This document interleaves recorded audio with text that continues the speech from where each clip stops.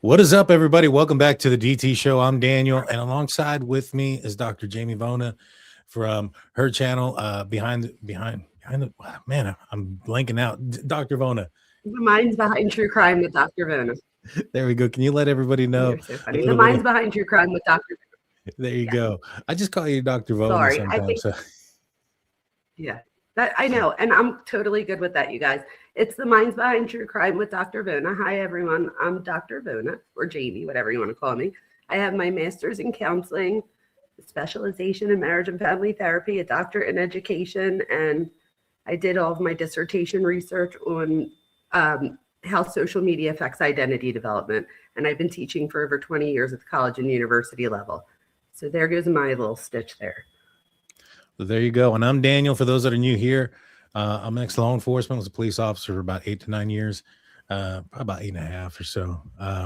And been out of law enforcement for some time, but kind of still have an idea of how things work. And so been breaking down a couple of true crime cases over the last few years. You guys probably recognize me from my coverage from the Brian Koberger case, as I interviewed the Gonsalves family and many others that were very close to the case, some that have come out, some that haven't come out to the public.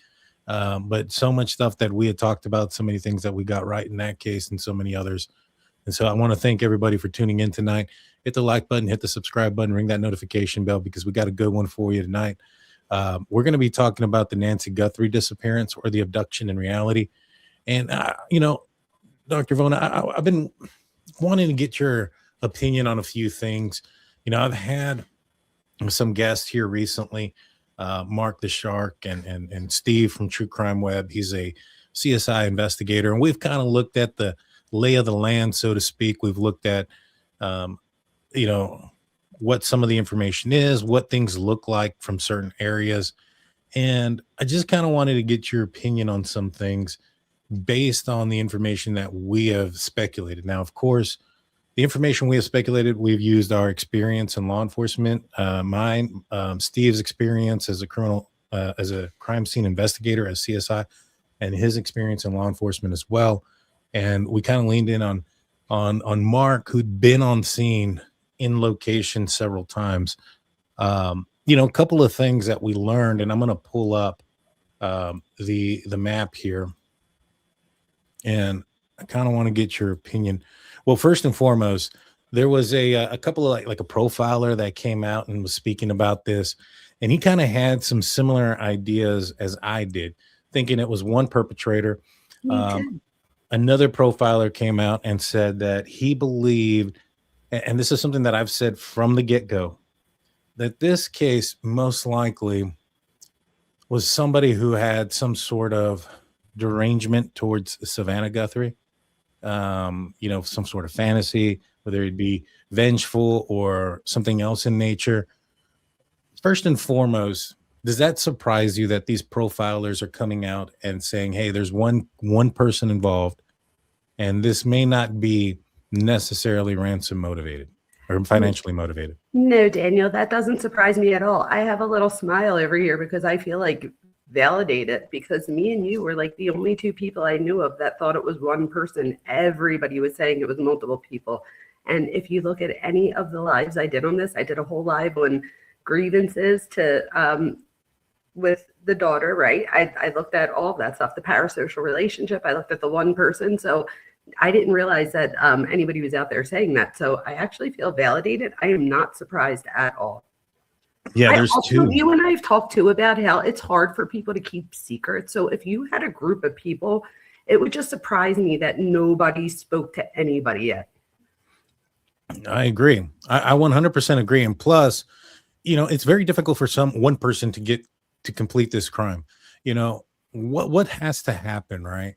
So we'd have to have somebody who is willing and able, without setting off alarms, being out there late at night, would have had, I'm assuming the plan or the intention the entire time was to abduct her. And so that would mean that they would have some sort of plan to take her somewhere. They would have had to have a location to keep her and things of that nature. And so that's the other thing too. They would have to have a location. They would have to be able to go back and forth without setting off alarms. And by setting off alarms, I'm talking about like people around them, so that nobody else, starts to pick up on what they're doing, some of the ins and outs. And so I just think it would be difficult for two people to do that. I totally agree with you. And especially with like the ransom being so high and everything. So I feel like all of that just, for me at least, goes to one person, because I just don't know that. I don't know that like you said, that this could even be done by two people. Now we could be wrong. We could definitely be wrong, but I really don't think that's what we're going to see. But my thing is this. So is it your understanding, or do you think that something went wrong, like during it? No, not necessarily. I think that there's a good possibility that this guy's intention was, I don't know if his intention was to take her completely, but I think that there's a good possibility that it was. And I believe that not.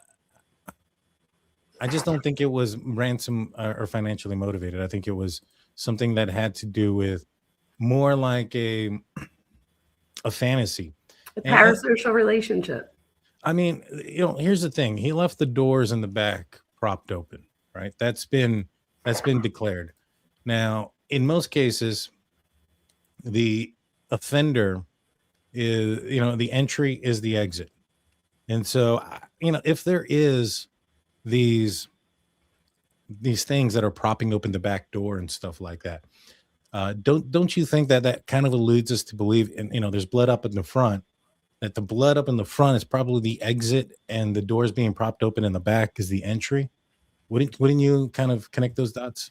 Absolutely, especially because we see the blood up front, and what, to me at least, and I believe you too, right? Looks like somebody aspirated. So, I would see that as coming out the front door then, because why would she be at the front door? Although I have speculated that it could have been the other way around too. So I don't want to go back on that either, because my thing is, could it also have been, I don't know, but then why would the back doors be open? So I see what you're saying for sure. Absolutely. I definitely think that coming out the front door, and because the blood goes down to the driveway. So if that's how he came in, why would there be blood down to the driveway? Right. And so there's a couple of things that I want to point out that we have seen on camera and stuff like that.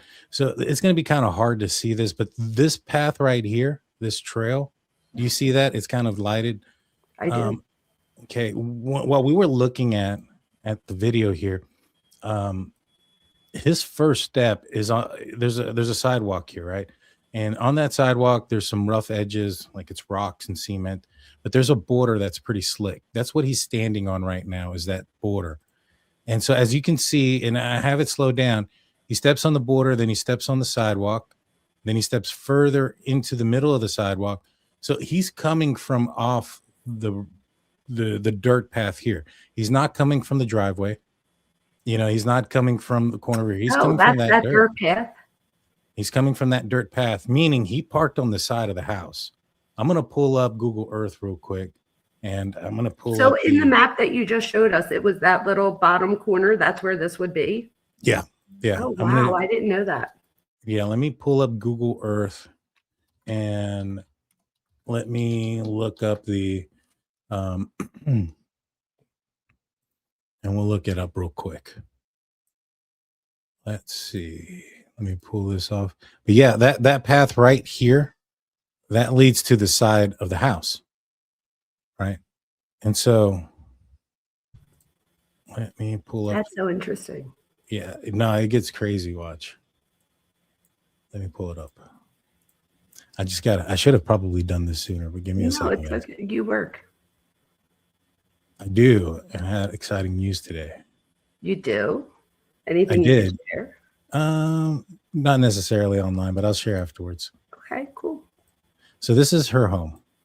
And there's this path right here on the side of the house that we're looking at that goes around, and you can kind of see there's these little steps right here.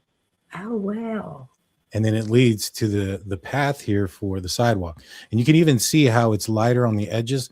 That is the edge of the sidewalk. And so he's walking from over here. He's not walking from up here. He's not approaching from the driveway. So he didn't park up here. He didn't park over here off the side somewhere and then walk up here. He didn't park over here and then walk up. He parked literally on the side of the house and walked this way across. Now, the this back door was open. This back door was open. He had no reason to walk in front of the house. So what is your theory that why he did so? Because I know you have one. Oh, I think I've said this from the beginning. He wanted to be seen on camera. Okay. Well, that would go. So the investigation part I wouldn't know, but that would totally fit the parasocial thing that I'm thinking. If you would want to be seen on camera because you would want the person that you're trying to get the attention of to know who you are, even if it's not knowing exactly who you are, or if they can't, you know what I mean? I think that makes sense. A lot of people are going to say though that that's crazy to think that he would want to be caught on camera, but why wouldn't he? You know what I mean? There were so many other things he could have done. There is a lot of things he could have done, but these people that do these type of crimes, for one, they're narcissists. They think they can't get away with everything, and so he probably thought he had all his T's crossed and his I's dotted, and they're cocky individuals. Think of any person that has committed a violent crime that was a serial offender. Brian Koberger was one that was probably on his way. BTK another, and I think this is the kind of individual that we're dealing with. If the ransom note is real, right, and if the first two, which the FBI believed to be the case, he stopped writing to them when they refused, and they being TMZ and the media, to air out the ransom notes. Now, some people would say, well, he just sent 2. They asked for proof of life. So what? If this was financially motivated, so what? It's not like Miss Guthrie right now isn't offering a tremendous amount of money for information. Very true. Even if what you're saying and what you say you're going to do isn't going to be accurate. So even if they were to say, hey, you know what, y'all are offering what, 1.2 million, I'll take $600,000 to let you know where she's at. And here's my proof. I am who I am. Here's the Bitcoin account. Go send the money, and then I'll let you know where her body is, and then disappear for the rest of your life before ever giving off that information. But they didn't go down that route, and not to mention too, they didn't reach out to the family. They reached out to the media, guaranteeing that this would be a spectacle. And so, oh yeah, especially with TMZ and stuff. Absolutely. Exactly. So if it is real, they waited 3 days, what was happening during that time? A lot of people were looking at the family. A lot of people were looking at this as one thing or another. Not many people were saying that it was some stranger in the night who took her. And so by reaching out to TMZ and reaching out to the media, they essentially said that it was not the family, that this was a stranger in the night. No, that is true, because they would have been able, but they still looked at 3 different people that now the media went with and looked at. And so I feel like when it comes to the sheriff's department, this is just my personal opinion, I don't know if they really ever knew what it was or wasn't, to be honest with you. What do you think? Maybe I could be wrong. They could have an arrest tomorrow and I could go back and say I was totally wrong. But I feel like I don't know how much they knew. I keep thinking of Brian Etten telling them about the front door with the, he's asking where is the camera at the front door. And I remember watching it and being like, oh my God, I don't think they knew that. So I just feel like the ball was dropped so much on this case. I don't know. That's just my opinion though. I'm not an investigator though, so I don't know. What do you think? I think that there's a possibility that there's a big piece of evidence that they've gotten tunnel vision on. For instance, in the Idaho murders, Brian Koberger, law enforcement got tunnel vision on the knife sheath. They really didn't do a lot of investigating after that.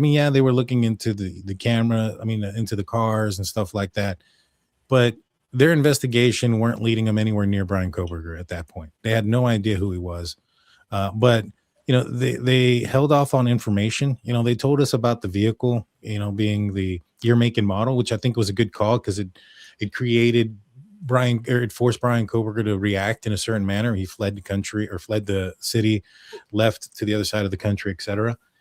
But they really weren't on to him at all. And in this scenario here, it kind of feels that way, that they might have something that they said, all right, this is our foolproof thing, whether that be a DNA or whatever.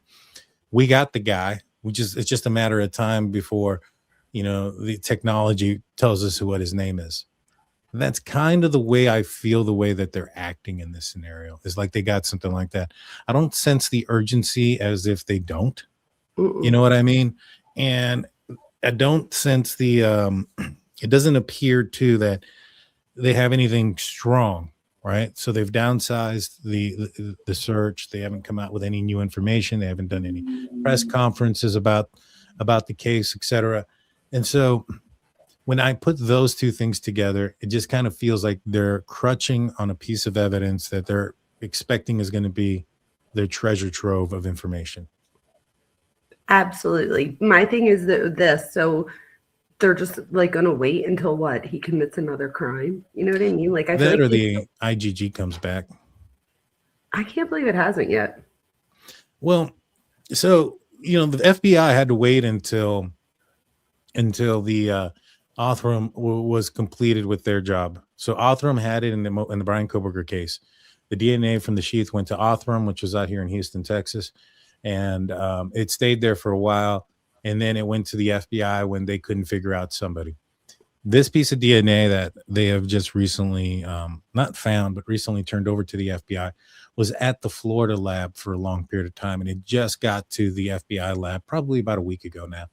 And so maybe a little bit longer. I'm anticipating another 3 weeks. I'd give it. And if they don't have anything there, then I'd be really concerned. But there's a possibility that this guy may not be from here. And if he's not from, America, and his family, majority of them aren't from America, then that could be another issue when it comes to the IGG. That's interesting. Yeah, there's some possible hurdles here that they could be going through. I can't believe they didn't give it to the FBI before this. Well, so I know a lot of people say that, but Moscow didn't either. They give it to Othram first. And if you look at the procedures from the FBI, it is in their bylogs that now it's their procedures and it's procedures, not law, so they can break them and there's no consequences to it because it's just their rules. And their rules are that they don't get involved like that with their criminal lab until all avenues of investigative techniques have been exhausted, meaning they have no leads, they don't have anything to go forward. And in the Brian Koberger case, that wasn't the case. They still were working leads and still were working things, but they wanted to hurry it up because they felt that this guy was dangerous enough that he could, go out there and commit a crime again. And I'm sure that's going to be the case here. What is IgG? The IgG is the genetic tree. Think of like Ancestry, think of 23andMe, etc. What happens is for investigative genetic genealogy. Exactly, yes. And basically what it is law enforcement have a piece of DNA. They go and get a profile from that DNA, and then they submit that profile into these databases that create a family tree. And so this will give us names of relatives of the perpetrator. Now, what'll happen is, let's just say that this perpetrator's fourth cousin, twice removed, went and did an ancestry, right? And so now you have a person. And let's just say now you got to figure out, all right, who is their common ancestor? Could be their great, great, great, great grandparent. Boom. And so that based off the DNA that person and your abductor share the same great, great, great grandparent. And so now you find out who that grandparent is, and then you build the tree based off of who they are. And then to try to figure out who their ancestors are or their descendants are, and so that you can kind of link up to eventually your person. So you're going to know that this person is like several generations down from that person. So it's going to make things somewhat easier to focus in on certain people. And then there's certain things that are going to fall into play, like location, etc. And so once you've taken all those factors together, then you kind of get an idea of who the person might be.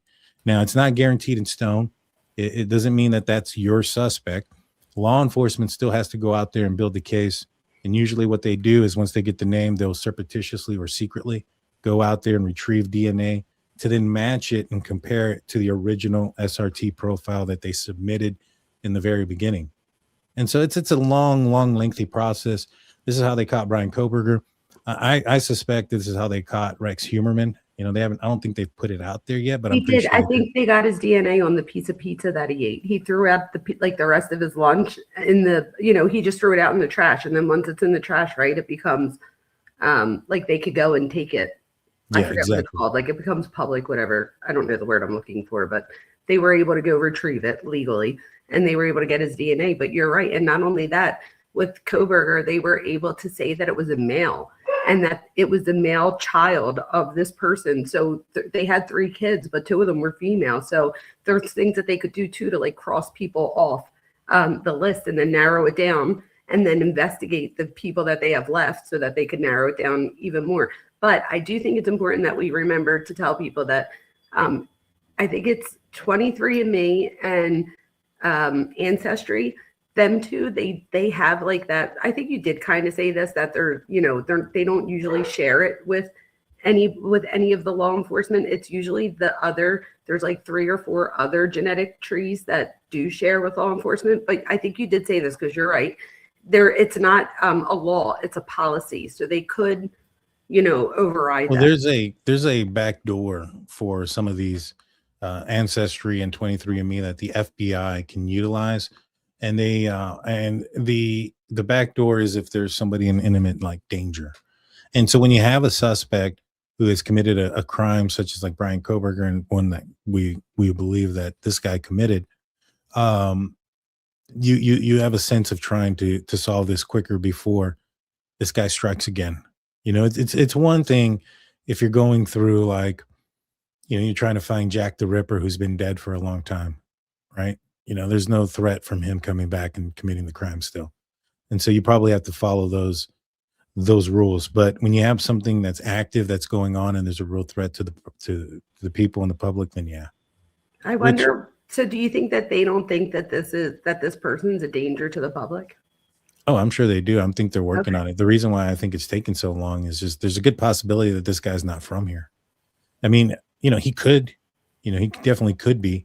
But I think they were looking at, or there was a report, Middle Eastern names, and another report from gun owners was that they were looking at a lot of the pictures that they were shown were a lot of like Hispanic or Mexican men. And so, if he's coming in from Mexico or something like that, which ain't that far away, that could present its own problems when it comes to trying to locate this person. But trying and this is kind of what I wanted to have you on here tonight. This person, if the ransom is real, he abducted an 84-year-old woman. She got injured. He didn't call for assistance or help. He didn't leave her there and call an ambulance. He took her essentially, writing the death certificate for her. And then in the threats to TMZ, threatened supposedly to take her life.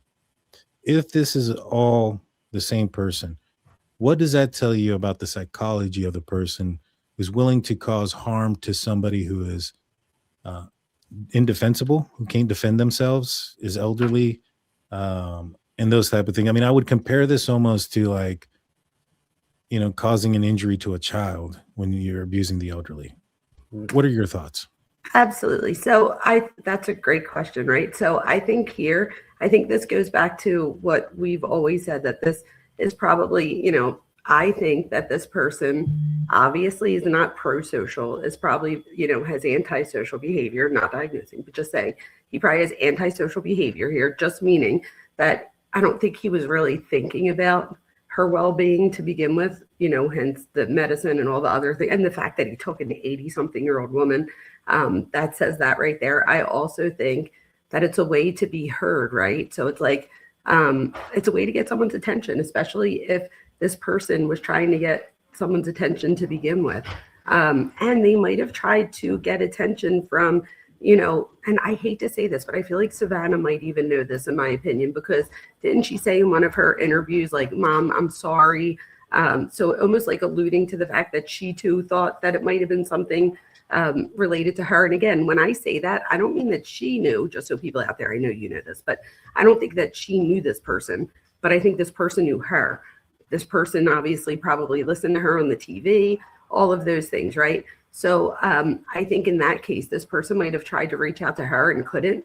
And who's the next best thing? I mean, she brings her mom on the show sometimes. So I think it was like, if I can't get to her, I'll get to the mother. But I don't know that this person really either thought out the fact that she was older and those things, or just didn't care. You know, Rex Humerman, the Long Island serial killer, would taunt his victims' family members by calling them on the phone and saying things about the crime. You know, this person here coming out on camera, you know, possibly sending a ransom note, threatening to take the life of her mother.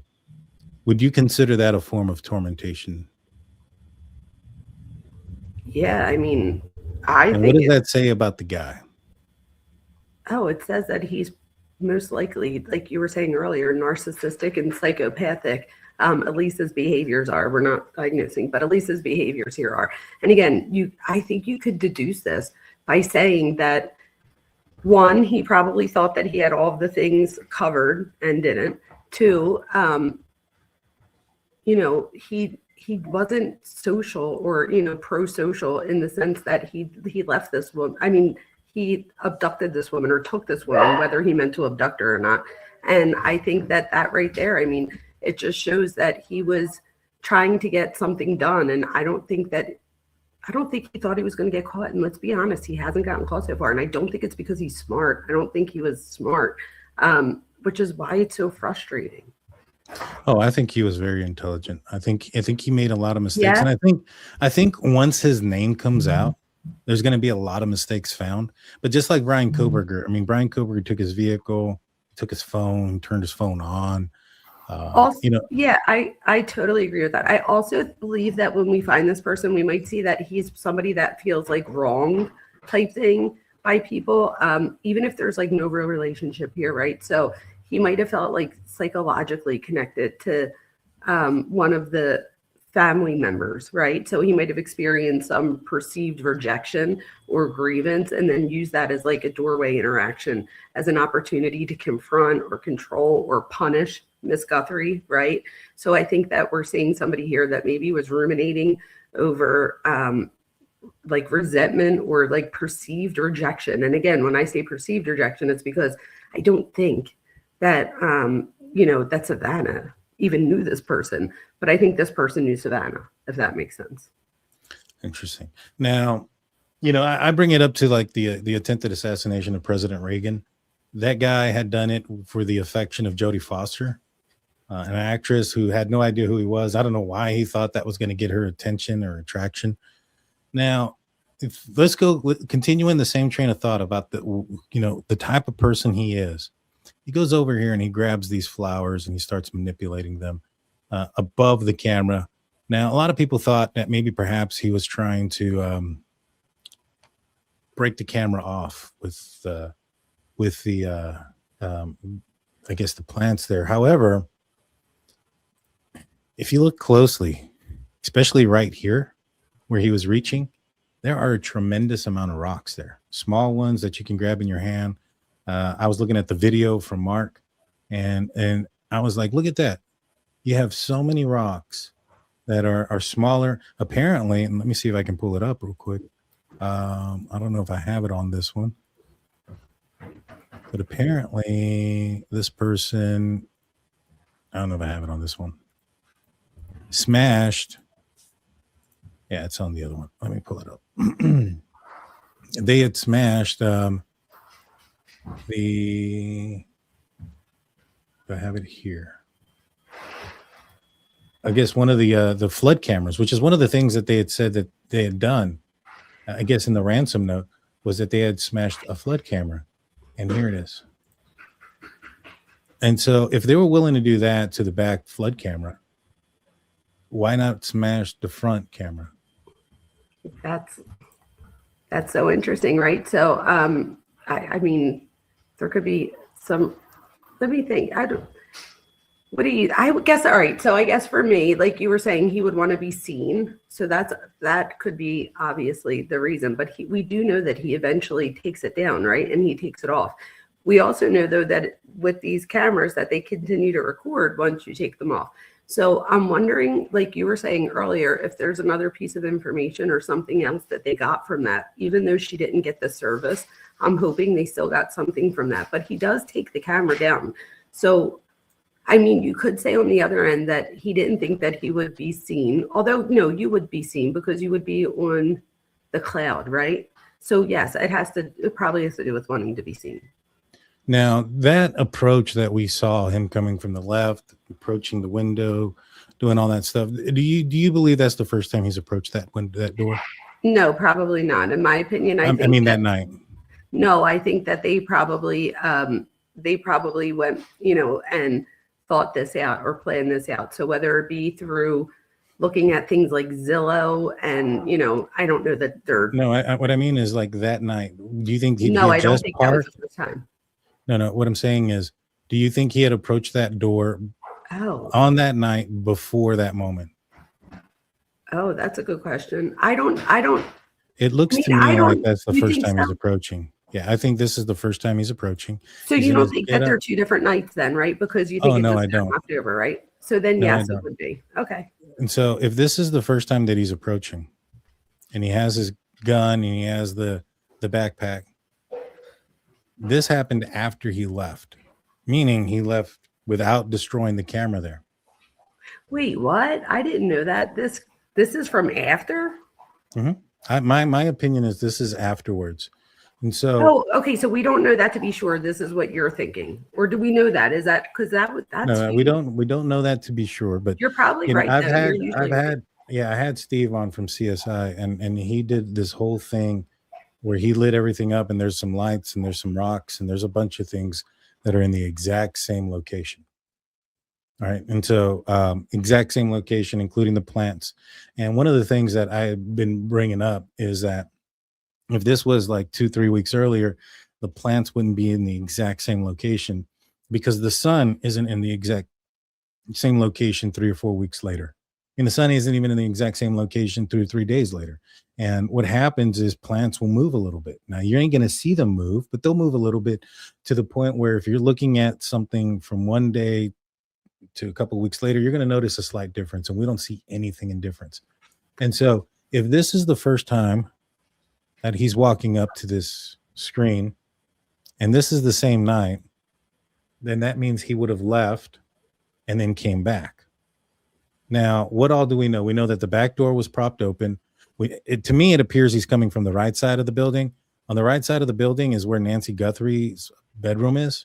In fact, there's a sliding door on the right side. Now, there's a wall there about 4 feet tall, but it's not that hard to jump it. Now, if he had the back doors open and we have blood coming out the front door, that means that something changed. There was a change of plans. He didn't want to, something happened. He didn't go and close the back doors either, so he just left them open. My thought process is he underestimated the mobility aspect, and perhaps there was also an injury that caused that to, increase the lack of mobility that is. And so that he chose to go out here this way. So he went out, in my opinion, he left the doorbell there, the doorbell camera, and then he went back and took it off. This also means that there's more than likely a chance that he was in that house much longer than what we think he was, because the camera disconnects at 1:48 in the morning, right? That's the last time it's on. If he was there at 1:20, got inside the house, tried to take her out of the back door, couldn't, and then went and then disconnected the front door. I mean, this amplifies the amount of time that he was in that house. Oh, big time. And if it's him coming back, that makes me wonder, did he, what happened on the way out that was he afraid that they would, catch whatever on the camera? I didn't realize that he went back. I think I was under the assumption that when we get that first video that he takes it off there. I didn't realize that this could possibly be afterwards, because if it is, then that just says that at some point, like, did he really want to be seen then if he goes back and takes the camera off? Or change of plans, remember? Change of plans. So something's different. Gotcha. That's the whole thing. Something changed. That's the whole thing. Yeah. So in my opinion, his whole plan was never to take that camera off. But My assumption is now he's now taking her out of the front. He's probably got to pull up now to the front door, and so now he needs to take the camera off. Yes. Which yes, who knows what was said during that time too? Do you know what I mean? And then, oh yes, absolutely. That makes total sense. If this is afterwards, that would make total sense, and absolutely would say that something occurred that he wasn't expecting. Because, like you said, he would have just taken it from the beginning, which I thought that he did. I didn't realize that this could possibly be after. Yeah, I think I always thought that they were saying this was before. So if it's after, that means something totally different. I mean, I don't think this guy's stupid. If he is, he would have gotten caught. What is it, day 90 right now? He would have got like maybe 80 days ago. You know what I'm saying? You know, if this guy was dumb.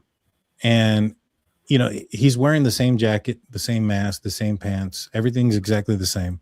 You can even see the little line right here across the chest. That's the same everything. If he wore that multiple times and showed up to this place, drove his car there, the amount of evidence that he would be tracking into that house would be a humongous amount. Now, yes, we've seen a lot of mistakes happen outside. And there's a good chance there was a lot of mistakes happen inside too. But the FBI would have came in and found something pretty concrete, in my opinion, if he was wearing the same clothing, tracking it from his house to the suspect or to the victim's home. Now, Rex Humerman, under the tape of one of his victims was Rex's wife's hair. You know, his wife wasn't involved. She was actually out of town when most of those murders were occurring. But it's because he tracked her hair from their home to wherever it is, you know, whatever he was doing, it got under the tape and it got underneath the tape of the burl sack, or some between the tape and the burl sack. And so there should be a tremendous amount, not to mention this guy had a mouth light. So you're expecting him to take it in and out. It's going to leave a lot of DNA for that. That's going to be a lot of DNA from the light. Somebody said that the front door was locked. Was it? I don't know if it was or not, but if it was, would that change your mind about anything? Because yeah, somebody said that it wasn't. I think that was no. Yeah, that was. Okay, good. Because I was going to say, would that change your mind? Yeah, no. That I looked it up. I think it was Chris McDonough from the interview room was saying that for some reason. Gotcha. That is not true. Okay. The front door was not locked. I was looking it up like crazy because I had seen that. And I was asking a tremendous amount of people, and I was like, man, where are people getting this from? And I saw him say it. And I was like, all right, let me look this up. And yeah, there is absolutely nothing out there that says that the front door was left locked. Okay. Right now, the reason why they're saying that, or why he's saying that, is he assumes that that Tommaso did this. But the big problem with Tommaso is Tommaso's not left-handed, and this guy clearly is. I mean, you know, the way this guy's approaching. And I know you've seen this before, but he approaches, left-handed individuals, they move with their left. Typically, you know, I have a friend named Mikey. He's a mod on the channel, and he's a boxer. And he's like, man, when you're fighting somebody that's a southpaw, you got to know about it, because if you don't, you know, they move with their left, and if you don't know that, you're going to end up on the ground pretty quick. And so he steps up onto the ground, onto the ledge with his left foot, approaches the left side of the door, adjusts the gun with his left hand, which adjusting the gun, I have no idea. I don't know anybody who does that with their non-dominant hand, to be honest with you. Especially if you have it just directly in front of you, and especially if the butt of the hand of the gun, the handle itself is facing the direction for your right hand. It's kind of weird that he's reaching for it with his left hand. Then he shades with his right hand, and then manipulates the camera with his left hand. Now, if you're going to go up to something and manipulate it and block, if there's a light, which hand are you blocking the light with? And which hand are you your using? Other hand, not the dominant one. You're going to fix whatever with the dominant one. And then he goes down to then he goes down to the left side. And then he picks up the flowers with his left hand. And so everything is done with his left hand. Well, that's so interesting, because in class we were just going over this, and only like 10% of the population is left-handed. So if that's the case, and they can narrow it down to a left-handed person, that already knocks out like 90% of the population. And all he did to hide it is just put a right-handed, weak holster in the front of him, and people think he's stupid because he's got the wrong holster. But people aren't thinking clearly enough to think, all right, why is he using that holster? Want me to tell you why I think it is psychologically to scare? Is that what you're thinking? As No. like, no, not to be like a scary. Why? Mhm. Why would you think It'd that be just as scary if it was on his hip. I don't know. I feel like in the front, it looks like it's like front and center. It's very phallic, to be honest. So he's using the wrong holster, right? He's using a holster for a revolver. Why do you think that is? To make it look bigger, right? No. It's so the gun can come out easier. If you have the right holster for the right gun, you gotta pull it out the right way. Now, yeah, I wouldn't know that part. That part's not psychological. And he has 2 pairs of gloves, so that would probably make it even harder if you had the right holster, I would assume. Well, if you're gonna pull the gun from an uncomfortable position, from a with perhaps in this situation, you'd have to twist your arm like this and then pull up. It's not very difficult, but if you had the right holster, that might be hard to pull out. So you want a holster that the gun's just literally going to fall out of, so that you can grab it from an awkward position.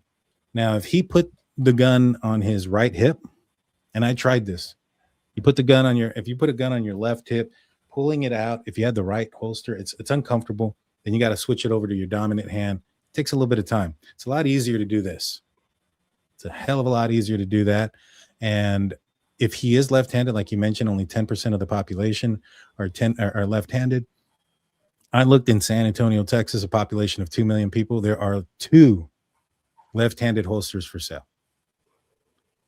Oh, and so if you were to find somebody, if law enforcement is out there looking for a left-handed individual and they start looking for marketplace to see what the recent purchases are on left-handed weapons, you don't think that person's going to stick out? Oh, I'm sure they would, but if there's only 2 available, don't you think that a left-handed person, like somewhere, would have to get used to right-handed things? Well, no, this is what's available for sale. Right, that's what I mean. So it's hard to get a hold of that. If there's only 2 of them, I would assume that if you're left-handed and you bought one of the 2, it's going to be real easy to find you. Exactly. That's why you use a right-handed gun. Oh, a yeah. Right-handed Okay, yes, holster. absolutely. So you're masking. You don't think that 2 things could be true, that this also could have been really scary for an 85-year-old woman?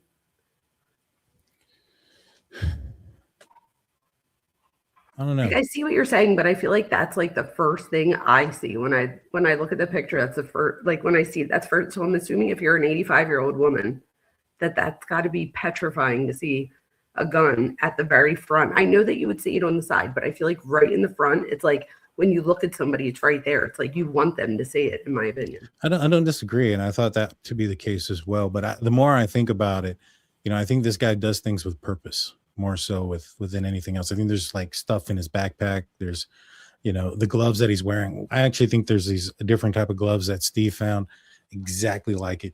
And as far as him trying to throw Ellie off by pretending to be left-handed, there's so many things that he does, like walking up there with his left foot, leaning to the left, leaning downward into the left.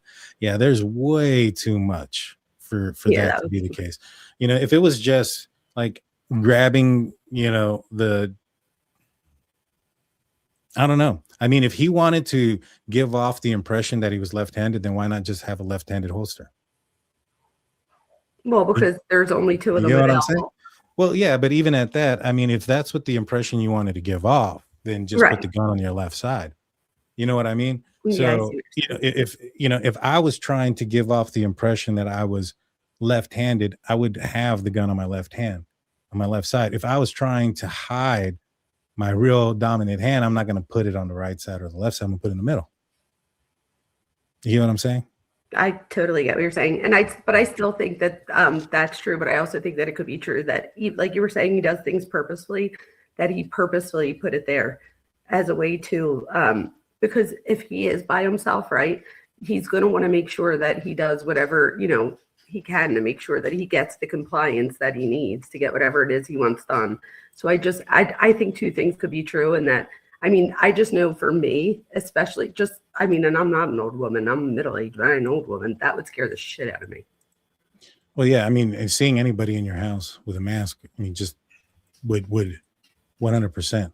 And the other thing about this being Tommaso, because I think that's what a lot of people think, It would be impossible for Tommaso to trim his beard and then grow it overnight. And his eyebrow. It's not Tommaso. It's not like if it was him, there, there are certain things that have to happen, right? You have to leave your house, you have to travel. There are certain things that can prove that you weren't there, like your phone activity, movement. Even if you had your phone like under your pillow and you moved while you're asleep, that's gonna show up. There are so many things that you can utilize to prove. I mean, there's also cameras from other people around. And so like your car would have to leave your area and head there. Not to mention also if they have DNA from the perpetrator, like if they have this DNA that they sent out to the FBI lab and this is real, then I 100% guarantee you that the person that they're looking for has not been under, their name has not come up to the FBI or to law enforcement to this point under any real circumstance where they're investigating them. Somebody could file a tip and it get lost and that tip not be anywhere, but law enforcement have not investigated this guy because, and I'll explain this really simple. In order to do the IgG, you need an STR profile. You need the profile for a person. Now, if you find a suspect, you don't need the IgG. Just get their DNA and match it up to the DNA that you have that created your profile. You get what I'm saying? So there's no way.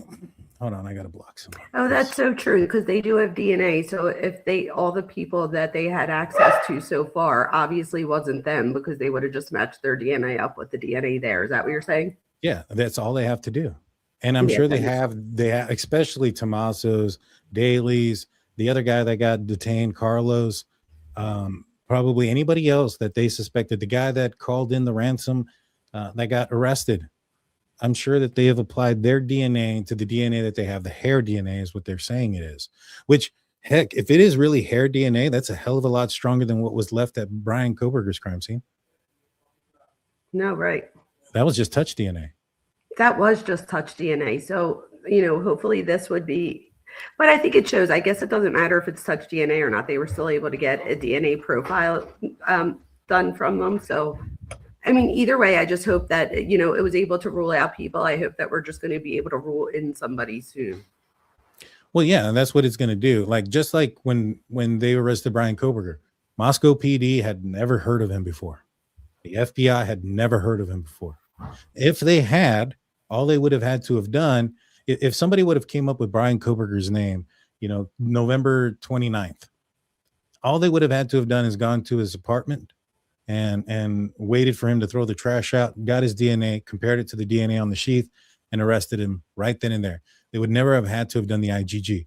And if Brian Koberger was wearing gloves and being as super clean as he was doing, then all they would have had to have done is then gone to his parents' house, waited for their trash, get the mom and dad's, DNA out of the trash, and do a familial or a maternal DNA match to the DNA on the sheath, get a warrant then once it matches for Brian Koberger's DNA, and then arrest him right then and there. Isn't that what they did? It is. I'm like, isn't that what they did? Because they still had to build a case. So even though they had his name, that wasn't enough. So they had to build a case. So what they did was they got his parents' DNA, and that's what they used it on. And that's the case. That's going to be the case here. If they have DNA, which there should be DNA in that house, especially, and I don't believe that he was there in the same getup 3 weeks earlier. Do I think he was there 3 weeks earlier casing out the place? 100%. Yeah, you too. Yeah. Do I think he did that multiple times? Yep, I definitely do. Especially if he comes up the side like that, to me, like you would have to know how to do that or where it's at to even be able to come up with that. So I feel like if you could narrow it down to him coming out on the side, then, and like you said, he doesn't come out in the front, he doesn't park in the back, like he doesn't do those things. So to me, that means that he probably went through all those possibilities in his head, and this is the one that he realized would be the best way for him to go. So, and it worked so far, right? He hasn't gotten caught. Yeah, definitely hasn't gotten caught. And look, so here's the thing. when you're driving up front, like right here, it's super close. But according to Elena Smith, this is actually a lot more visible than what appears to be right here. That back area is impossible to see if somebody parks back there. And look at all the rocks. Like I said, they had no reason to use the flowers. And so if he had rocks to destroy the camera, but was using flowers, and that was some sort of, if that was some sort of signal or sign or warning, or not warning, but I don't know, message, what does that say about the suspect? What if what? If he was leaving flowers as some sort of sign or some sort of message. Oh, that's different. That would like a calling card. Yeah, pretty much. But I don't know. Is that what you think he was doing with it? Was leaving a message? Yeah, I mean, if he wanted to destroy it, that way. I don't think he wanted to destroy it, but I do think he was trying to cover it for whatever he was trying to do. But because he does cover it with it, right? But this is my thing, right? So then if it doesn't work, then that means he then abandons that plan and continues another way. So my thing is there any evidence that could be taken from, like, if that camera was there the entire time? I wonder if there's evidence there. But I did think that the flowers were to cover it. What is your theory on that? I think that if he wanted to do something to that camera, there was a lot of other ways of making sure that camera was destroyed or covered without just putting flowers on top. I think he could have taken a rock, like several of these rocks that are there on the ground that he passed by, and knocked it off if he wanted to, like he did to the floodlights in the backyard. Wait, you're right? So that would then just say to me that, to me, the flowers to him, and maybe not to other people, but to him, the flowers then have meaning that he would say, like, this is, I want you to see this. Daniel. And so I just could see that. And to me, this just all screams that this is some psychopathic, really crazy dude. I mean, I'm thinking that I'm the worst possible person you could probably think of. I mean, there only the worst possible people would hurt a child or an elderly person, to be honest with you. And not only that, would not feel the guilt or remorse to not say it, or expose themselves in some way. So the fact, like, this person has to be feeling a lack of guilt and remorse, or somebody would have picked up on something. Yeah, I agree. And like I said, I just think that there's so many rocks there. There's so many other ways. This guy's not an idiot to have concealed, his entry and exit. In fact, he did it. He broke it off and took it with him. That's what he ended up doing. I always thought that this guy probably knew the family in some way. Again, even if the family didn't really know him, do you think that it's a possibility then that do you think he knew that she didn't have the service for the cameras, or that if the cameras weren't going to record? I don't know. Like, what do you think about that? That's possible. He may have just taken a risk too. He looked so comfortable on that front porch, but that could just be psychopathic behavior, not feeling, and the anxiety that you or I feel, or the same way that we feel it, or for the same reasons that we might feel it. He looks totally chill on that front porch. He does. He doesn't. Like, to me, he doesn't look like he's nervous that somebody's about to come out, and like he doesn't look like he's about to be exposed or anything. Like, what if that's because he was already in the house? Well, I'm saying from the first video. No, I know. What if he's already in the house? Who said that he wasn't in the house at that point yet? No, you're right. That's why I have you as my friend, because not just because, but I mean, like, that's why we're friends, because you think of all the investigative stuff that I didn't think of. And now that you say that, my thought process, I'll go through all the psychological stuff with that, because I think I assumed that that was before the crime. But you're right. How do we know that? I mean, he could have easily parked on the side of the house, made entry into the home through the back door, and then secured her, whether that be restraining her, making sure she's, whatever, and then go and do all this nonsense. But if that ends up being the case, then, I mean, that just goes more to like how much time he was in the house was probably a lot significantly longer than what we think. And somebody like this inside of the house with someone that period of time, and there's no theft, no robbery, no nothing, that doesn't equal out to a lot of good possibilities of what was happening in there. No, right. I wonder why he didn't just like open the door and pull the camera. Well, I guess because he would want to be seen. Makes total sense. Somebody said about wouldn't it be hard for him to carry her out alone? But I don't think that he necessarily carried her out. I think she might have, like, do you think that he carried her out, or do you think she walked out on her own? Like, to me, I feel like that looks like it was like aspiration, which would mean that her face was pretty close to the floor and that she was probably up, and there's nothing that shows that she was bracing herself. I don't know. What do you think? Do you think he was carrying her? Do you think she was walking on her own? I think he was assisting her, but I also think he was in there a significant. Right. I think he was significantly in there. I think he was in there a significant amount of time. You know, we know about 40 minutes from the time that the camera disconnects, but there's a good possibility he was in that property or in that house before that camera disconnected. And he did that as a result of what happened in the house. That he did that because he now had a change of plans, and now he needed to take her out of the front, and he needed to move his vehicle from the side of the house to the front of the house, and he didn't want to get that captured on camera. And so he went out there and removed it. For him to have been in that house for that period of time, yeah, I think I think if it was more than one person, it probably wouldn't have been that long. And number two, if this is some sort of fantasy, Dr. Vona, in your opinion, how many times have you seen a narcissist that is, or do you know of any situation where there's a narcissist person like this that is capable of this type of crime sharing their fantasy with somebody else? Well, look at the David case, right? I mean, I think that, in my opinion, he has narcissistic behavior and antisocial behavior, and he told us everything. So I don't know. I think that depends, because there's different types of narcissists, right? There's like covert narcissist, overt narcissist. So in other words, there's the narcissist that looks like Chris Watts, and then the narcissist that looks like Ted Bundy. One's like outgoing and sociable, and the other one is like quiet and like reserved and kind of, does what he thinks other people would want him to do. So there's different types of narcissism. Right. But do you think any of them, like, yeah, if there is one of them who would want to take the life of another, do you think, that they would want to share that moment with somebody else? Not the person they're taking the life. No, but it would depend, right? Because what if he was trying to get the attention of someone else? So I think I have to know, like, do you know what I mean? Well, in this scenario, I mean, I think the intention was, in my opinion, Savannah. Yes, me too. And so, but if that's the case where he was trying to get Savannah's attention, like, you think he would, have a partner here?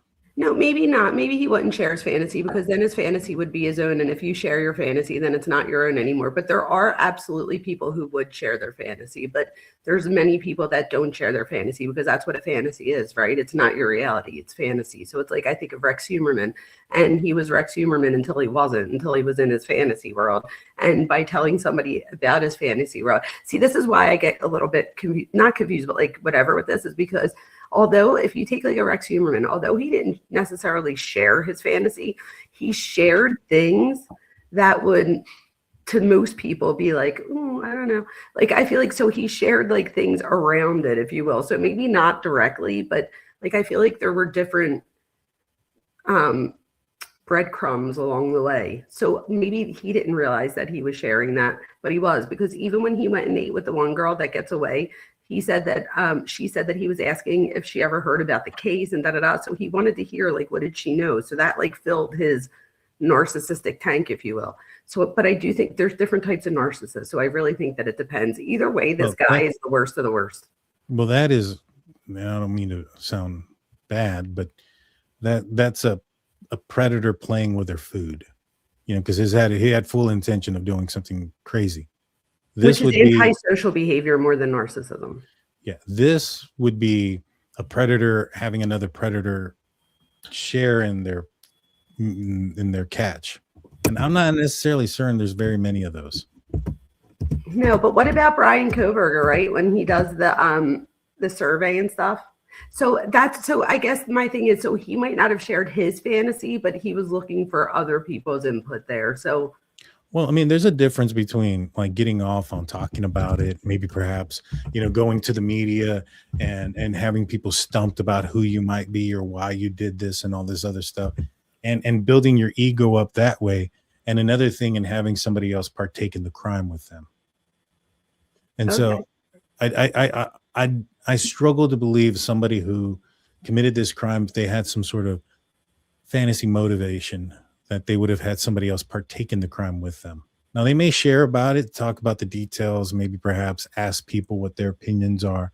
I think even Brian Koberger did that at the DMV. Now I watched the DMV video. I didn't catch it, but supposedly, according to the person there, that he said something to the effect that it was horrific, and when was asked about it and stuff. And so, yeah, I don't doubt that aspect. But the part that I struggle with is, would they have somebody else partake in it?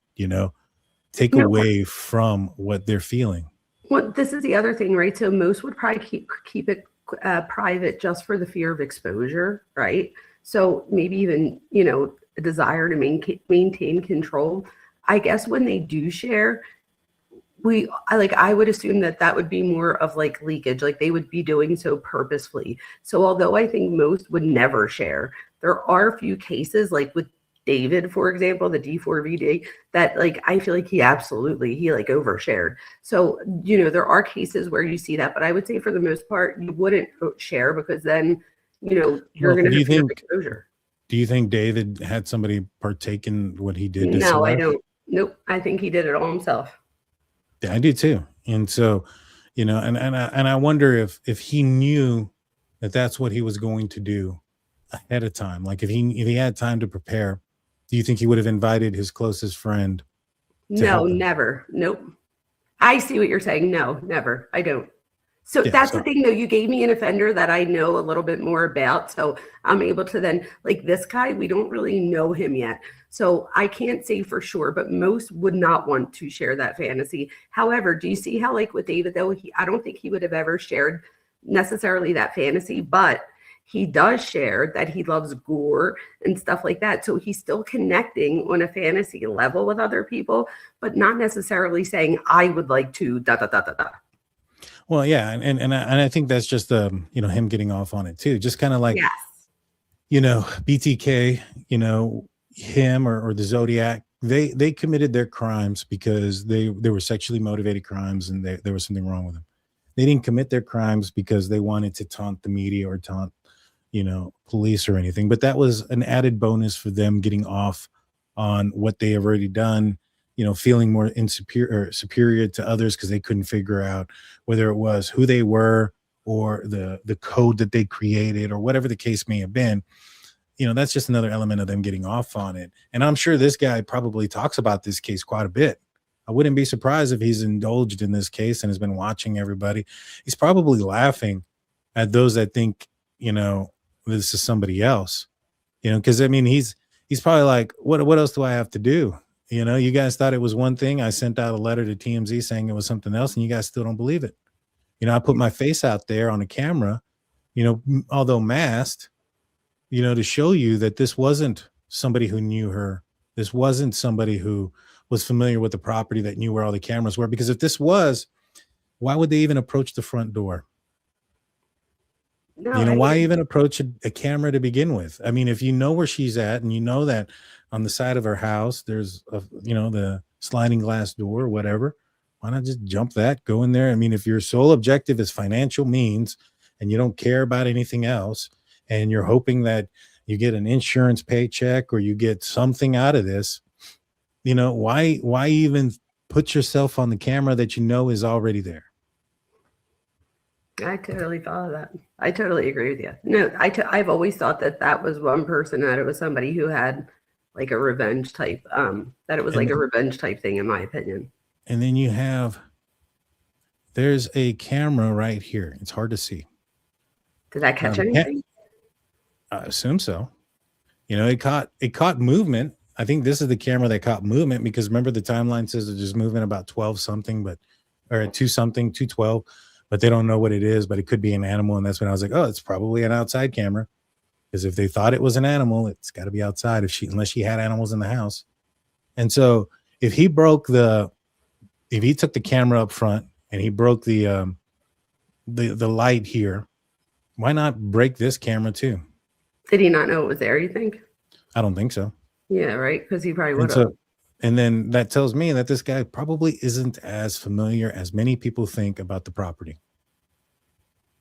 No, that is so true. But I do wonder if, like, I know a lot of people can just look up on Zillow and stuff like that, like the inside and stuff. Like, I wonder if he did look it up just to see what was around, but that doesn't mean that he would even see any cameras. But you're right about that, right? Because if he was somebody that worked on the house, you would think that he would know those things. Or if he was somebody that visited frequently, like a family member. Oh, yeah. Mm-hmm. I think with the family member thing, I think we could put that to bed. I mean, not maybe, okay, could the family member have hired someone else? Sure. But I think, so I'm not saying all the way, and I don't know, I'm not saying that to be true. I'm saying, is that possible? Sure. But I don't think it was the family member, because like you said, they've already gotten everybody's DNA. They would have matched it up to the DNA that they have, and case would have been closed, and it's not. So I feel like what money are they going to hire if the whole thing was financially motivated? I don't think so. I'm saying though, like, could it possibly have been somebody? Sure, but I don't think it was like it. I definitely think we can X out the fact that it was him, because he's given his DNA, and it wasn't him. I mean, I don't think that he got somebody or anything. I think that it's a revenge fantasy type thing. But I'm saying if somebody else is thinking that, I don't know. I think that if this was somebody who was that familiar with Nancy, then one, they're probably not making the big mistake of thinking that they're going to be able to walk her all the way throughout out the backyard, out to the side of the house, to the point where they have to change their plans. I don't think they're forgetting this camera, but remembering the front camera. And if this image here, which screams to me experience, the image here, if this is in fact him coming back, that means that something happened inside the house. There was a change of plans. When something like this is happening, I'm assuming this is a chaotic scene. I'm assuming his heart's rushing. I'm assuming, anxiety, stress levels are through the roof. A lot of people make a lot of mistakes throughout this period. One of the mistakes I would have expected him to make is him forgetting about that front doorbell camera. But he didn't. He remembered to go back out and take it away before driving up, before anything else. Now, maybe perhaps he walked past it and was like, oh shit, I forgot there's a camera right there, and turned around, and that's why we see this, or however we see it. It's a possibility. No, I don't think so though, because he wouldn't have been there a little bit before that trying to take it off. So I think that you're on point when you say that he might have tried to take it off. That doesn't work. He aborts that plan, but then something else happens. There's something that, because maybe he wants to be seen, but now something happens where he has to take the camera. So I would assume that would actually piss him off if that's what happened too. Like that, in my opinion, would make him more angry, because if he did in fact, and I don't know this, but I'm saying if he did in fact want to be seen, then he wouldn't have wanted to take the camera type thing, right? So if he feels like he has to take the camera, well then why? Something must have happened in front of the camera that he doesn't want seen.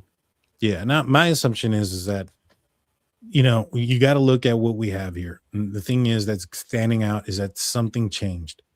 And he went from taking her in and out of the front, out of the back door, to now moving it to the front. We got blood going across the front entryway of that door. Yeah. And so to me, I think that he most likely, underestimated her mobility. His plan was to take her out of the back door. And again, if he had multiple people, that would have been a lot easier to take her. So the other thing is, like, if, the blood and stuff was because she resisted, if you had two people in there, it's not, how much resisting is she going to do? No. And we didn't see a second person anywhere on camera either, right? So we only see this one person multiple times. We don't see two people. Yeah. I think it's just, What did the CSI person think about the thing coming out of his pocket? He doesn't know what it is either. He thinks it could be anything from a jammer to a radio, like for police radio, etc. Because the guy's comfortable being out there. Yes, that's what I think. He looks completely comfortable being out there. He does not look like he's, that he's afraid. Even here, like, so say this is afterwards, right? Even like the way he's standing there, like that just looks, I don't know, he looks scary as hell to me, to be honest. Somebody said, is it possible to scan the retina in the eye? Is that possible? So Ms. Doglover comes in with $4.99. Is it possible to scan the retina in the eye to identify him? I doubt it from this technology that you have from the Nest camera, but what you probably can do is determine distance, right? The distance between the eyes, and maybe that could help identify the person. I think that's probably what you can do is just identify, all right, this guy's eyes are X amount of millimeters apart, and we found our suspect and his eyes are that far apart too. And that could also rule out a lot of people too. Maybe perhaps it's not necessarily DNA in the house, because if this guy was there that long period of time, I think Brian Enton mentioned that the house looked immaculate. Who's to say he didn't go clean up? Who's to say that's not what's in his backpack, is cleaning tools? 100%. You know what I mean? I feel like you could see more of his eyebrows on that picture to the right. You probably can, but it's AI, and so it's manipulated. It's AI. Then forget it. I didn't realize that was AI. Okay. Yeah, AI can make a lot of things look different. Yes, I didn't. I'm glad you said that. What is that saying? Close that. It's updating. Hopefully it doesn't break anything. Right. But yeah, so he's coming from the left. He looks down. To me, I also don't believe that everything has to be 100% one way or 100% the other.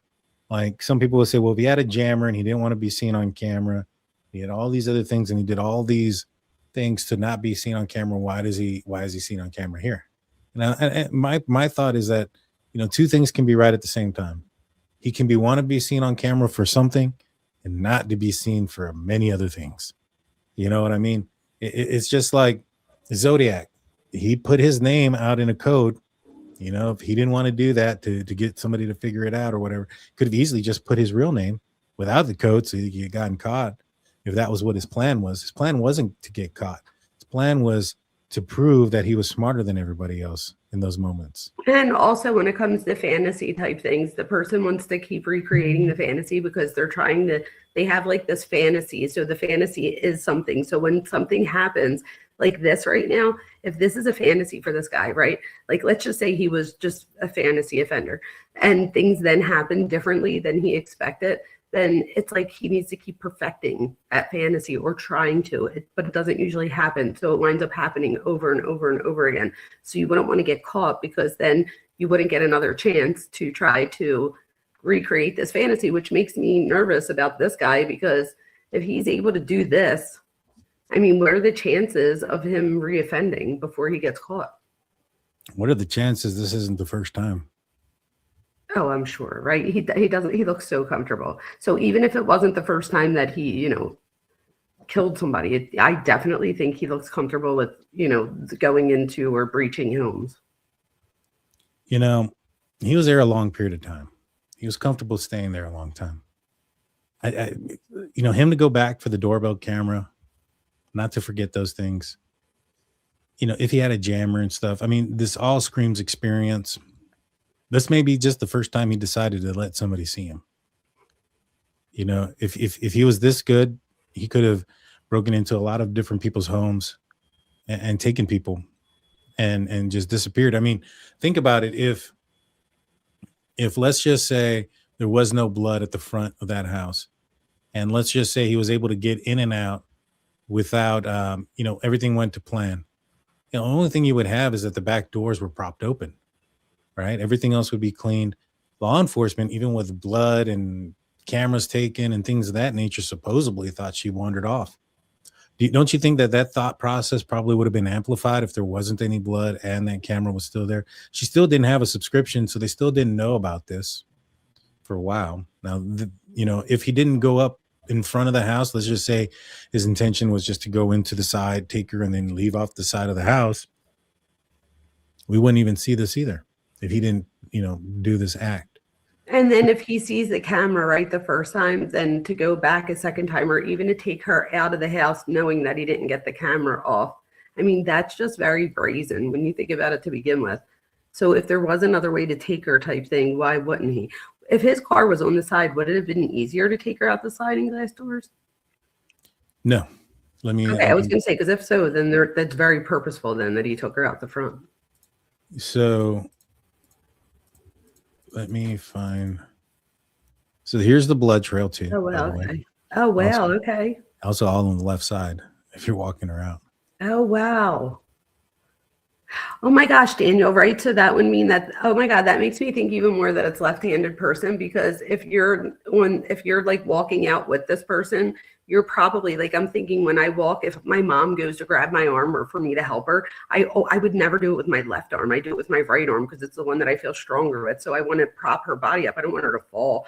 So on this side, if you're walking out with someone and they're bleeding on that side and you're on the other side, that's going to be left hand dominant. So I think that gives even more credibility to your theory that the person's left-handed. Yeah, no, I could be wrong, but so this is the master bedroom. You know, she has to come out and then out right here, and you're gone. You'd have to go through the hallway, then the kitchen, and then go all the way down back here to the den, and then come out into the patio, then out into the yard. Yeah, no, that's too much. Into this opening area, and then out the fence door over here. And I got images from inside of the house. So,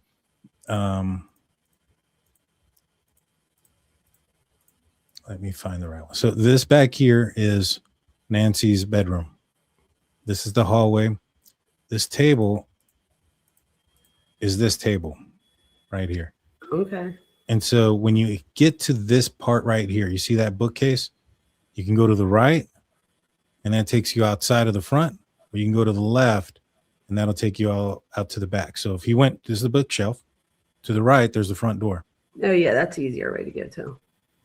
To the left, that's how far you got to go. And where's the back door? Like the back here. Okay. You see this clock right here? Yeah. It's behind it. And then that's the door that was propped open, and then that's the patio door. Okay. And so that's back here. And then right here. And so you have to come to about right here to make your choice of which direction you want to go. And it's just it's just so much easier to come this way versus taking her outside and then looping her around the backyard. Oh yeah, for sure. Like this, see, there's the back door. It wasn't a clock, it was that thing. But there's the back door that was propped open. That's interesting, right? That she has the same piece of that same plate up. Yeah. Well, this is a much older photo, and I think this photo here is also much older. Gotcha. You see? So but it's still there, right? Yeah. And then this right here is the door to the garage that she would have entered when she got dropped off. Oh. She has a lot of entries. I don't like that. So that would make me feel so unsafe. If you were Tommaso, right? Why not just open the garage door? There's no cameras coming in and out of there. It's the fastest way. Tommaso would know that. That's what I mean. He would have known that. Yeah. So why, if it was him, why not just take the easiest route? Yeah. Go into the garage door. I mean, apparently she was able to open it from outside of the house somehow. I'm pretty sure he knows how to open the garage door. I'm pretty sure he has access to it. And, you know, why not take her in and out of the garage door? It's right here. This is where you're parked. You don't have to go outside. You don't have to go all this long way around. You don't have to go out the front. You don't have to risk your vehicle being caught on camera. Yeah. Why not just, even if you went out the back, right? This is the one thing the guy didn't think of. Even if you went in through the backyard and you did all this process, you still could have opened up the garage door from inside. Yeah, you just saw it, and it was pretty close. Yeah, I mean, you could just open up the garage door, open up this garage, and walk out that way. And it's a lot easier than going the other two different ways. And as human beings, we tend to like do the same things over and over. So if that's where he's used to dropping her off or picking her up, then that would just make sense that that's where, like if it was him, that he would probably just use, you know, the path that he knows. Exactly. Or that he's most used to. Yeah, I mean, if I was that familiar with this house, and again, this person just may not be that familiar with the house, which would tell us that this is not a family member. And if it was Tommaso, why would he he drove her home alone? Why even drive her home and then go back? Like, if he wanted to do that, wouldn't he have just done something then? Exactly. Why even take her home? Why go home, go back, and then go back again? And exactly. Why not just go drop her off where you're going to drop her off? Or just not drop her off. Just don't never drop her off and just say you did. Exactly. 100%. And so, like, and here's that picture of that door I was talking about. I want to say thank you to Deb for doing a lot of the work on this. But if Tommaso knew that this was a door here and this was the exit and entry, and you had to park here, all you have to do is just walk in, unlock the door, hit the button for the garage door to open, and you got a straight shot that's faster, quicker, easier, probably less things in the way than going out the front door or the back door. For sure. Absolutely. I absolutely agree with that. Especially now that you could see, I could see the inside of where all the doors are. Mm-hmm. For sure. So, to me, there's so much here that says that this guy's not that familiar with neither Nancy nor the property. Yes, I agree with that, because with Nancy, he definitely underestimated or overestimated what she was able to do. Mm-hmm. And so, and I'm not trying to be rude or mean to anybody who thinks that, there's a, that it's, Tommaso or whoever, I don't know. Could it be him? I guess there's a small chance it possibly could. And law enforcement is just really bad at their jobs, which we've seen in this case. I can't say that that's not the case, but at this point, it's more than Pima County. It's the FBI, and it's the highest of the highest in the FBI. It's Cash Patel was looking into this case. I doubt if they had their eye on a suspect at this point, that person would still be free. Especially if they already have DNA. Yeah, if you have DNA already, but to me, there's just so much evidence that says that they don't have much. I don't think they have much. That's scary. Well, I mean, as far as are they going to be able to close this case, do you think? When they find his name, I think they will. Steelers fans trying to get your attention, I think. Yes. Steelers fan, how can I help you? I see the Daniel. She's like, if you don't answer me soon, you're not sleeping in bed tonight. That's what that says to me. That's a lot of Daniels. You did something. You did something. Let's see. It would be cool if you could share them. Oh, Deb's talking to someone else. So yeah, DB, she's the one that has put all this together for us. Thank you so much for putting these pictures, because it really does help out a lot to get. Oh my God, idea. Big time. Getting a lay of the land makes things so much easier. Getting Mark on the channel and him showing me the wall and how this path. I mean, to be honest with you, I didn't even notice this path here until Mark brought up his drone footage. Because he was like, "Yeah, man. I mean, there's only so many things you can do seeing there and being there in person." I told him about for instance, I don't want to get too conspiratorial, but United 93, the plane that crashed in Pennsylvania. Yes. I 90% believe that plane was shot down by our government. So somebody asked a long time ago if there's a possibility that this could be something like that because of the whole, because she did an interview, Savannah did, with someone. So do you think that there would be any possibility that could be a thing here? I mean, it definitely could be. We're probably talking to somebody who took something personal that had nothing to do with them. You know what I mean? And then took it to the extreme, felt like everything that they were saying was about them. Probably created this entire fantasy world inside of their own head. And so it's quite possible that Nancy may have interviewed somebody or something, and this person may have seen it in a weird light.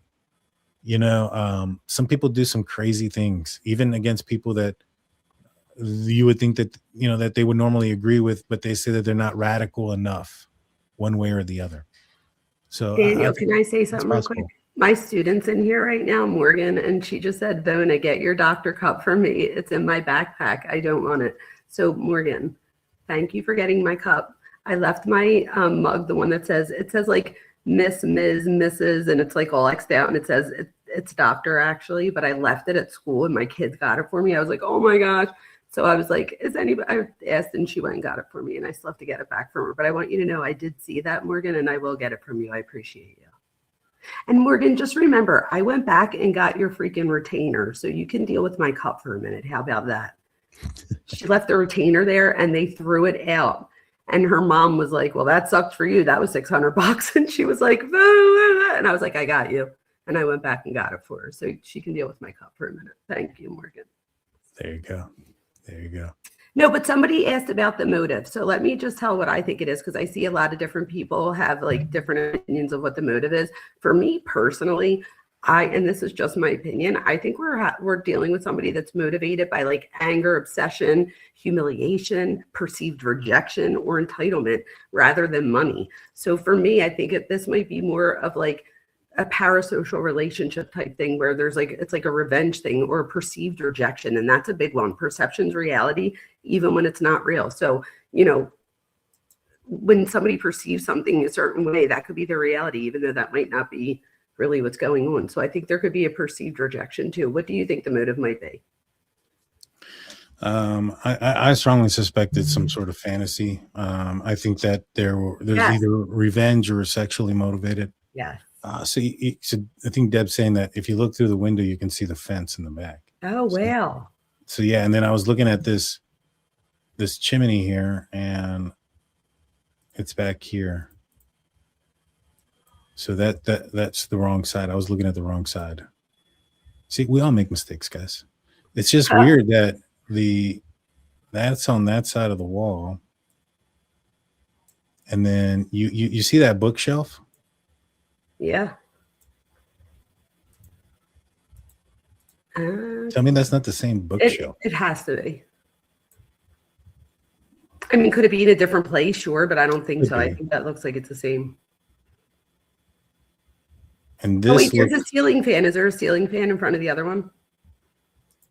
Yeah. Yep, that's it. Yeah, there is. Huh. And I assume that this window here, I guess I'm wrong. I thought that was facing this direction because of this image here. See, it's so important to get that. And wait, you can because there's a window there, and then you can see where the this is here. So where in the heck is that at? I mean, this is a pretty big house. I assume then that's in the formal dining room or the formal living room. I don't know. I mean, there's a window leading outside. That I mean, it looks like a living room. Where's the kitchen? Because it's right across from the kitchen. You see, here's the dining room. I don't know. Where's that? I don't know. I got to look through it again. I'll go look through it. Oh, yeah. Let me see if I can find that real quick. She did send me one. Oh, good. That was more accurate. Let me pull that up real quick.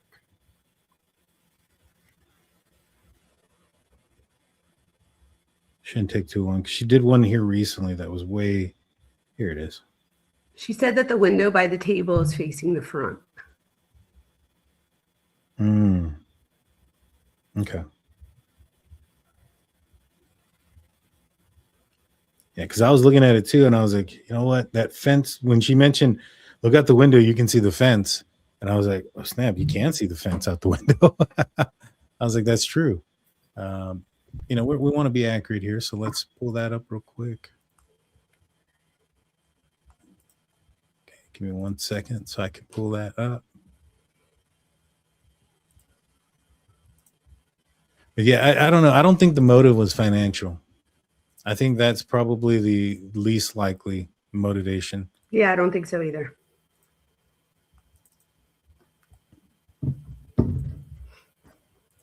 I think there's a lot of things that could have been done differently if it was. All righty. So thank you, Deb, for sending this. Oh, wow. front porch, front entryway, formal dining room, formal living room.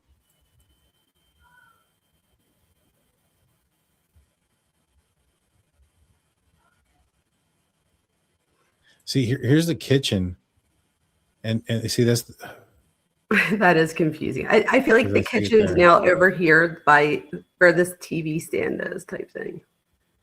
See, because now I feel like, according to this image, then the garage door is right here where. That's what I would think. And then that shows the back of the kitchen, right? Yeah. So it would be flipped the other way. There's also probably two entrances to the kitchen, like the one leading to the one way and one leading the other way. Mm-hmm. Oh, wait, it has the door right there where the kitchen is. See the red like bracket? Mm-hmm. Is that like to indicate that that's where the door would be? The one right here? Right there, yeah. Here's the weird thing, right? So if this is correct, okay, this is why he went out the front, because look at how far out you'd have to go. Like if you're right here, this is just the front door. Yeah, why wouldn't you just go right there and go right out? Look at how far you'd have to travel, and God knows, what type of path you have to take to get around things to get back here. And this is a picture too. So like there's like the picture edge, this formal living room. It doesn't mean that it's like edged off, right? It could just lead right out. Mm-hmm. So like we're looking at is like going down the hallway and down, but it could just like, you could just go right across to the front porch probably. Yeah. Like it looks very open if you look at that. Good stuff. Good stuff. That is really good stuff. It's just, I mean, I wish we could have like remember, I guess we got what's the word I'm looking for? We got, not stingy. We got, spoiled. Yeah. With the, that 3D thing that we had in the, has anybody tried to look it up on Zillow or anything? Because my houses are on Zillow and I like without me even, like I had nothing to do with it. They're just there. Like, do you have an address? Yeah, I do, but I don't think there is one. I got to look up the address, to be honest with you. If I had the address, I could do it real quick because I have Zillow right here. Keep a person alive to continue getting financial gain. That's true. They didn't take her medicine. They waited 3 days. That just doesn't sound right. And they didn't even contact the family. They contacted the news station. It just doesn't sit well. It's like trying to fit a square peg in a round hole. You know what I mean? Yep. Does anybody know the address? Let's see. Let me find that out real quick. I have it here on the Google Earth. I don't think it's 5789 North Camino Escante, but try that one. You know what? I got an idea. There it is. It's 5820 North Camino Escalante. 820. All right, let's see. Oh, it's a $1 million home. So there's 4 pictures and none of them are of the inside. They're all the outside. They're literally like the pictures that you have. So there isn't any inside, but it's a $1 million home. Interesting. Let me check something. Oh, and the other thing about this place too that I found out from Mark here recently is that service is really bad. Yes, I heard that too. That's real grass. That's real grass, but there ain't no way she's the one keeping that up. I wonder if they talk to the guard. Oh, I'm sure they have people that come in all the time. Look, there's the camera.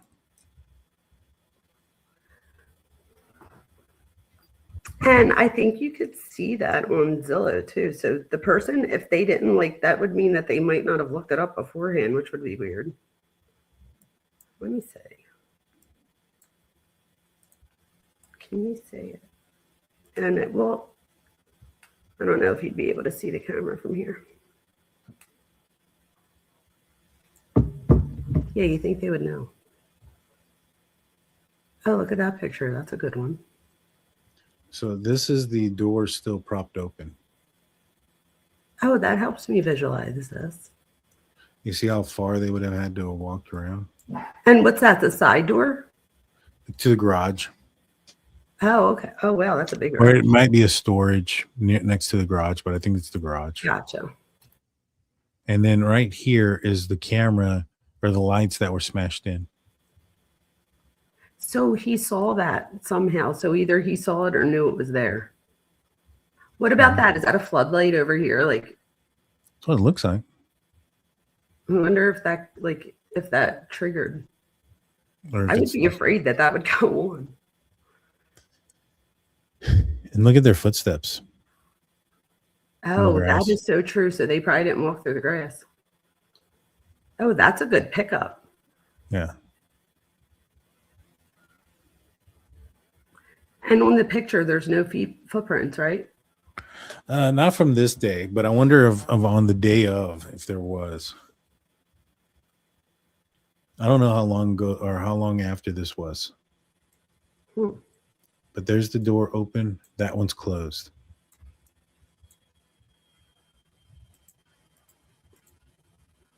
So there's 3 entrance and exits. Yeah. There's a lot. That's too many. And then there's this that people were noticing. These parallel lines that almost, some people were thinking maybe it's a wheelbarrow, maybe it's a wheelchair. Like a wheelchair.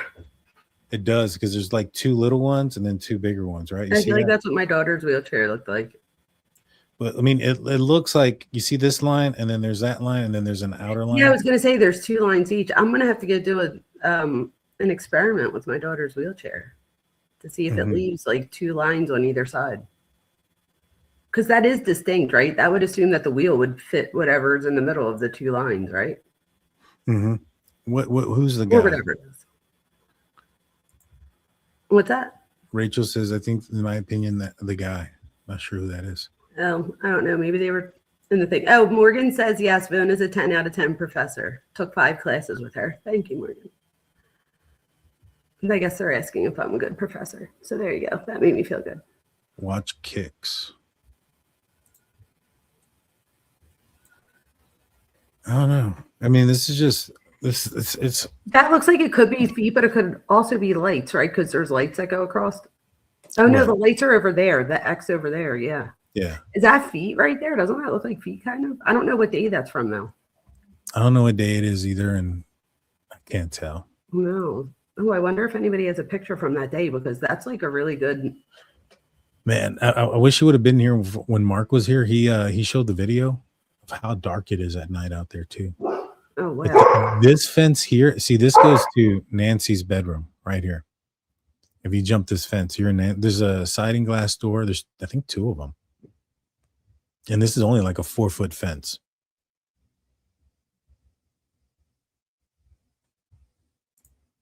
I see. That's.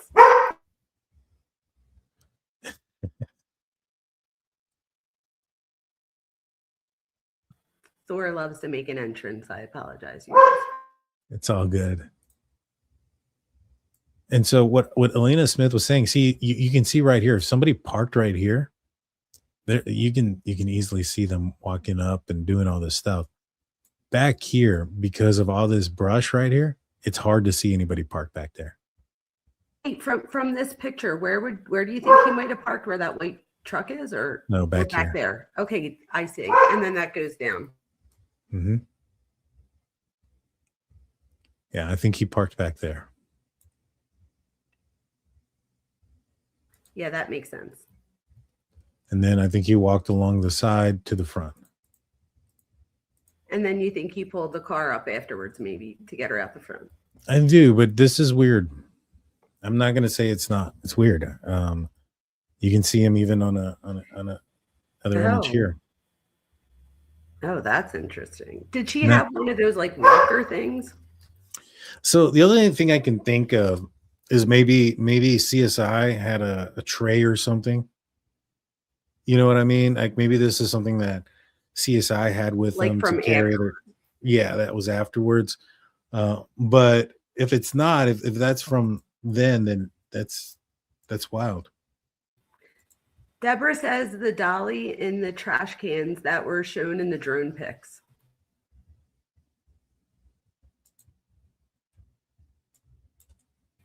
I don't know though. And there's the trash cans. I don't know about a dolly back here. I see what she's saying though. Like if you brought the trash cans out, would they make that same pattern? That's a good catch. That's a good catch. I like it. That's a good. No, that is a good one.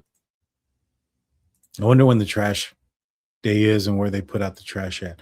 I'm gonna have to ask Mark. Hey, where did the homeowners put their trash at? And yeah, that's a good point. I mean, that makes a lot of sense, and that could be also why we're seeing two lines, because there's two trash cans. Yeah, it looks like it could be the trash cans. I think it's a good possibility. Good catch. Very good catch.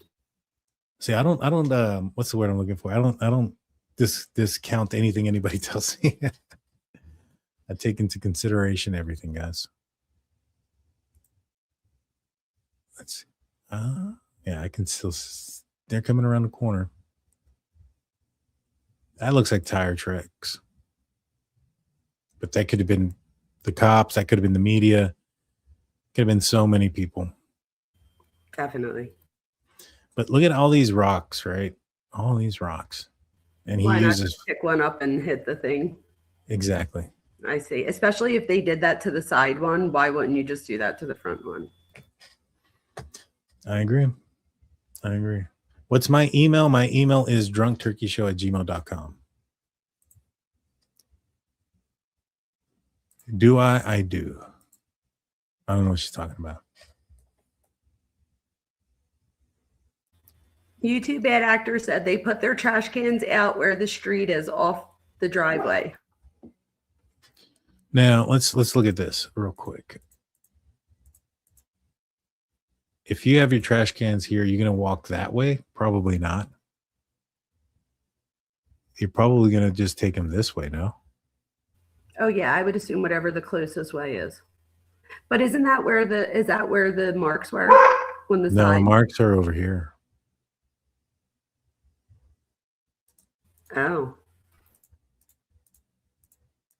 It's like going out of the hopefully I'm not going the wrong way. I probably am. Yep.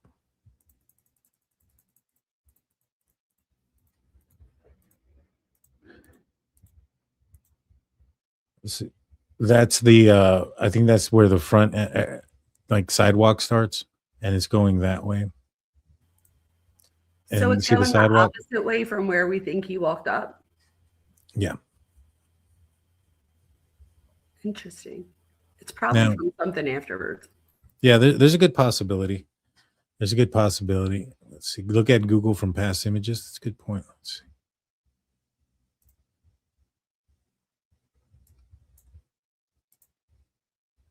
So it appears that it's coming this way.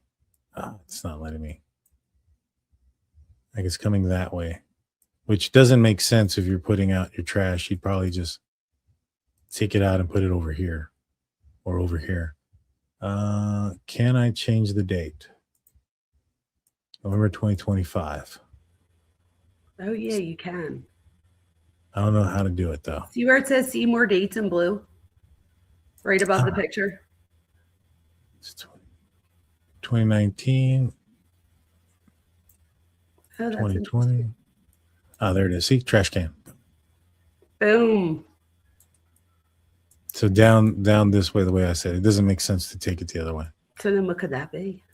No idea. But it could also be something like you mentioned before that was there from before or after. I mean, it could be right. It could be law enforcement, wheeling something in and out. You know what I mean? Look at all these rocks. Someone says maybe that was from her walker going to get mail. I don't know. I wonder. I did say that it looks kind of like one of those walker things. Let's see. Mailbox is over here. Oh, there you go. Well, then I'm glad that we asked. 5820. Well, that's where the trash cans would be. Yeah. See, there's your trash can. There's your mailbox. Good pickup. Yeah. What would be the reason to go in the other way? If it's the suspect, then I have no idea. Because like if she's in in a wheelchair. The blood don't make sense. Someone said that multiple years the trash cans is in the same spot, but the mailbox is on the other side. Which would then say to me that the mailbox is probably closer to the trash cans now because it's a shorter distance. So if it was on the other side, they probably moved it over because she can't walk as far. Well, that and I mean, if that was the case before, well, it's what it is now. I mean, I don't think exactly. that those markings would have been left there for that period of time. Let me look up one thing. And someone said that she didn't have a walker, just a cane. So that's good to know. Yeah.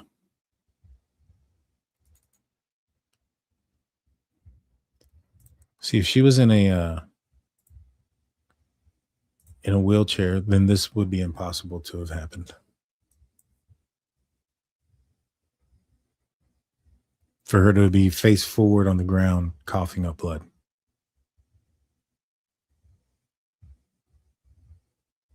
So I don't know. I don't think it is.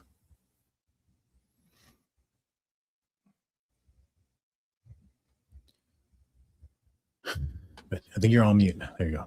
I was on mute. My bad. I was doing that just in case my crazy dog barked again.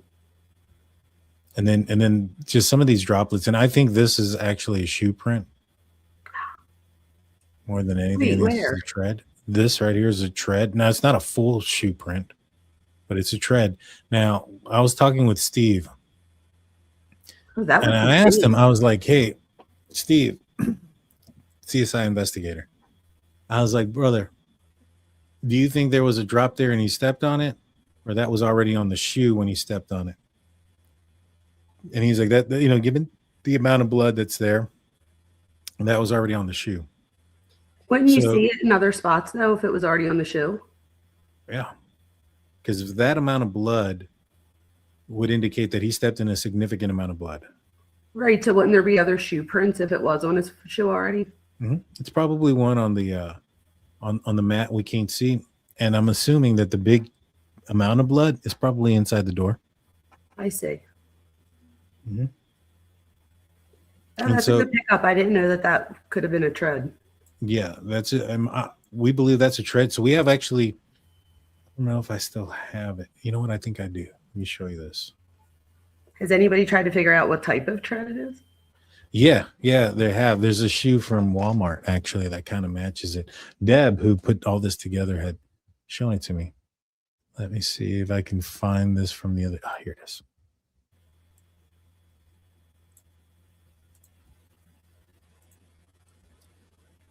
Okay, so this is the tread right here. You see this News Nation up here in the top? Yeah. Right there, right where it's covering it. Right there, you have the same 3 triangular motions right there. That's a step, and that's a second step. Well, that's the first one, and that's the second one. So what direction is it going in? Is it going in? Do you think it's going towards or away from the door?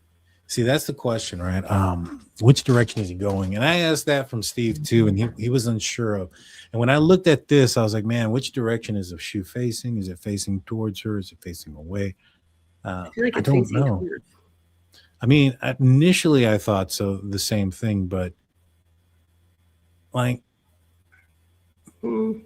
it looks more like it's going this way, given the direction of tread. If you look at your tread on your shoes, they go side to side. Okay, well then they don't go, then probably going up. I see. Yeah, they don't go like from toe to heel. They go from side to side on your foot.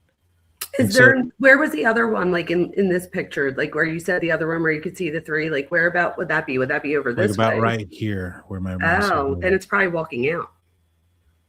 Yeah. And but it didn't get either piece of blood on either side. And he said that most likely this piece of blood or this shoe print happened before these drops. Oh, okay. That's what I was just going to say, because it didn't disturb either drop on either side. Huh. And so is it possible that this is when he walked out, she had already been injured, and then he came back and picked her up or something of that nature? I think it's possible. Yeah, because if it was afterwards, I think it would have messed up the pieces of blood, so it would have to be before. Yeah, I think so. And I don't, and that's the one thing I told him. I was like, look, my man, you got a lot of thick blood here. This is some thick blood right there with some mucus in there. Like, I don't see the amount of blood though that would be required to stick onto a shoe print that would be right here. So that tells me that there was a significant blood somewhere and that he stepped on for it to track like this and this thick at this point. That's so interesting. And I mean, you know, the directionality, I mean, it kind of looks like it's going this direction. Well, wait, if that other part of it, is that part of it too, to like the left of it? Like Right. to the left of that shoe mark? No, the other way. But like right next to it. Oh, this part? Yeah, right there. Like what do you think that is? Yeah, I 100% see the pattern, the triangular pattern. So then would the shoe be going this way and not this way if it was there? Because how thick could someone's foot be? Well, I don't think this is very big, but I see what you're saying. yeah, because this is just a drop of blood, and look at how big it is compared to the tread. True. And so I don't think it's that big, wide around for it to not be the same shoe pattern or from the same shoe. I strongly suspect it is. Let me see if I can get so interesting what Deb had sent me, and I can show you guys maybe perhaps a possible shoe print here. And this is just an idea, but as you see, like, you know, all of these tread patterns that I'm going to show you go in one direction. They don't go, what's the way I'm looking for? They don't go toe to heel. They go side to side. Yeah, that's interesting. I don't think I realized that. And I'm usually good with my shoe tread. I'll check that out, Rachel. I'll see what you send me here in a minute. Let's see. Pull. Oh, wrong way. I was like, why isn't my mouse moving? I'm on the wrong screen. It's like my mouse is stuck. Okay. Okay, 1 second.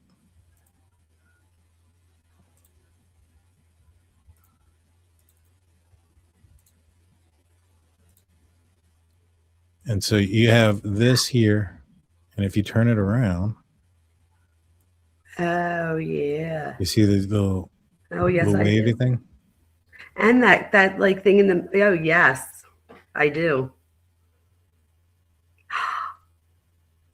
And so I mean, this is just one. Oh my gosh, and you're probably right. It's probably towards the heel because it had it had that like smaller tread and then the thicker. That looks exactly like it actually.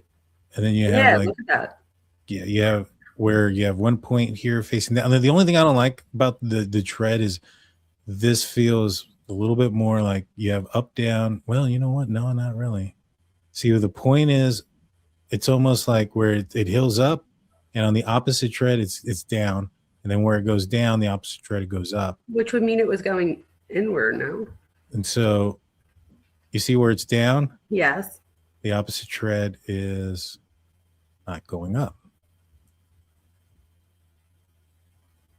So this is not the exact same shoe print, but gives you an idea. The other one that you showed right before it, that one looked like it could have matched up. The first one that you showed with the black sole. See that where like on the one side where it looks like a long. Well, even at that, you see how there's a space here? Oh, no, down a little bit more towards the heel. Oh. Yeah, that one. No, over more like up higher. You were just on it, not that one. Keep going. Yeah, right there, that one. See how that's smaller, and then they have over here. Then you look over here, it looks like there's the smaller, like smaller meaning thinner. Right, and I so noticed. If you turn the shoe this way, it looks like it could be going out.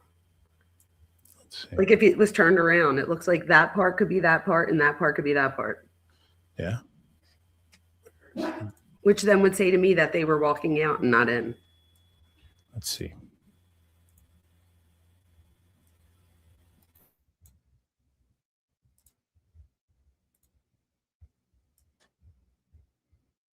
Say would let me to switch this around a couple of times. Oh yeah, I see it. Dang it, everything disappeared. Oh. Now we got beautiful skies. Well, there you go. But yeah. I think it looks like that could have been. It's possible. It is possible. There's one more image that I'm going to send to you, and you're probably going to be like, that's it. That is it. And it could be. Let me send you this one, and then prepare to have your mind blown. Okay. Is it through text you're sending it? No, I'm sending it on here real quick. I just need to download it and. Oh. Gotcha. Oh my gosh. If this worked.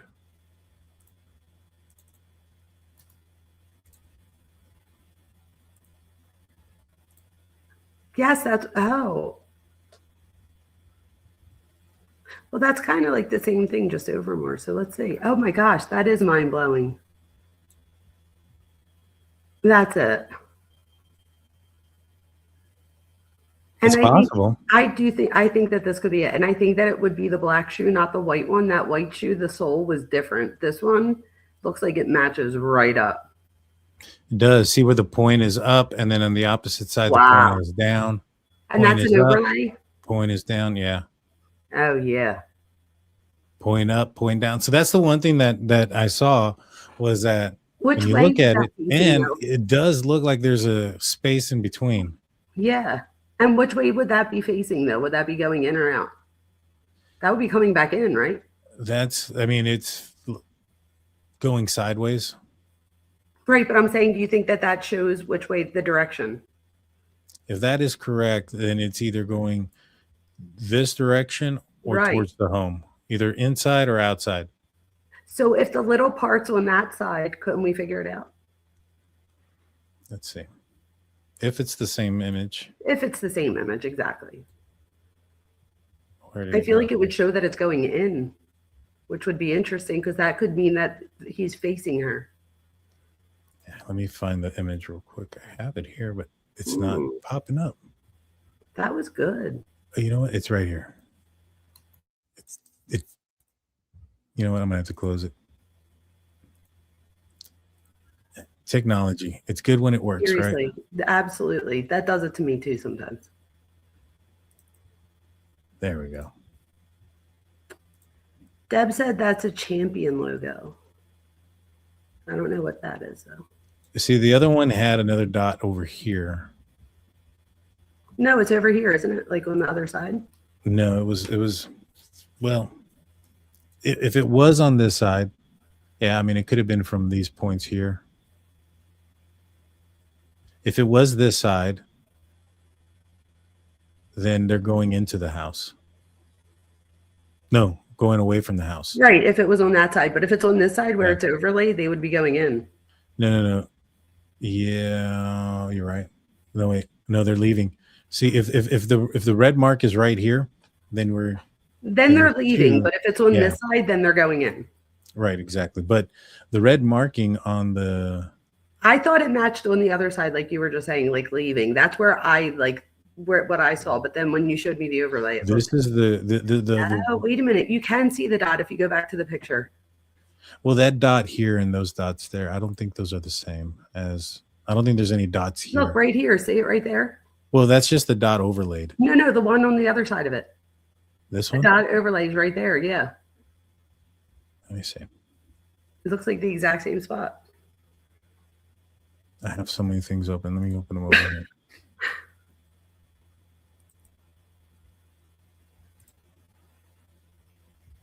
I don't see any dots over here. No, with the dot on the floor.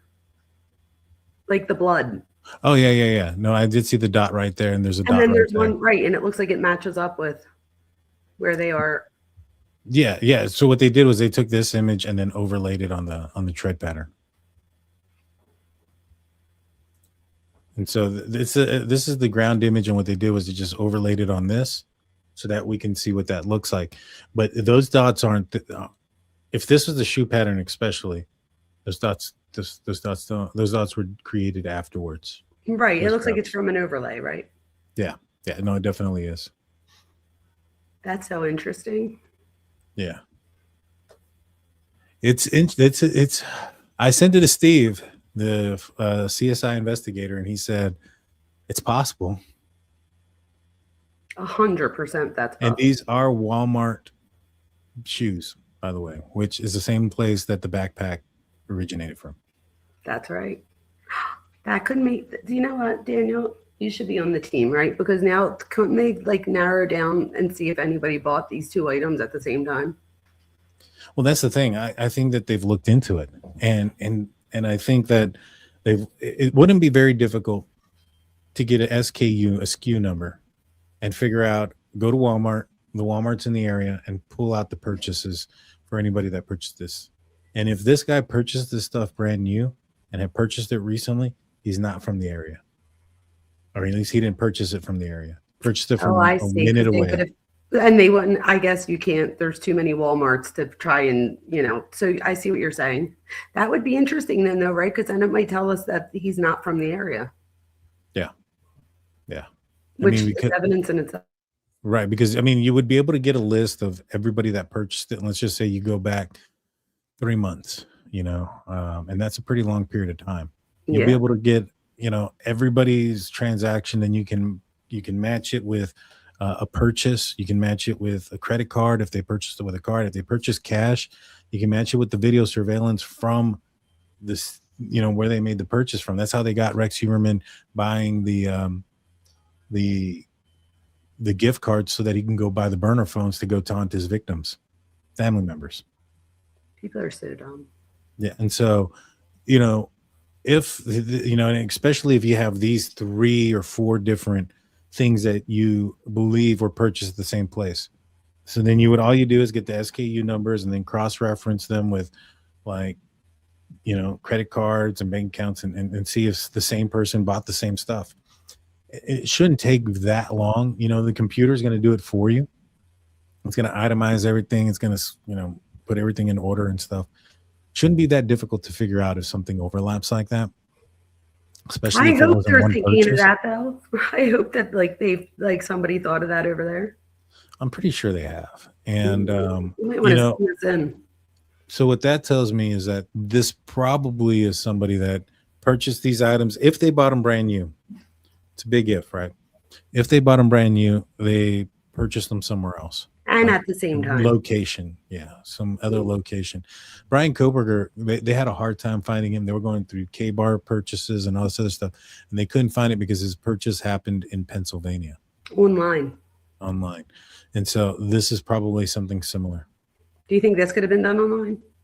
It could have been. It definitely could have been, but With a gift card?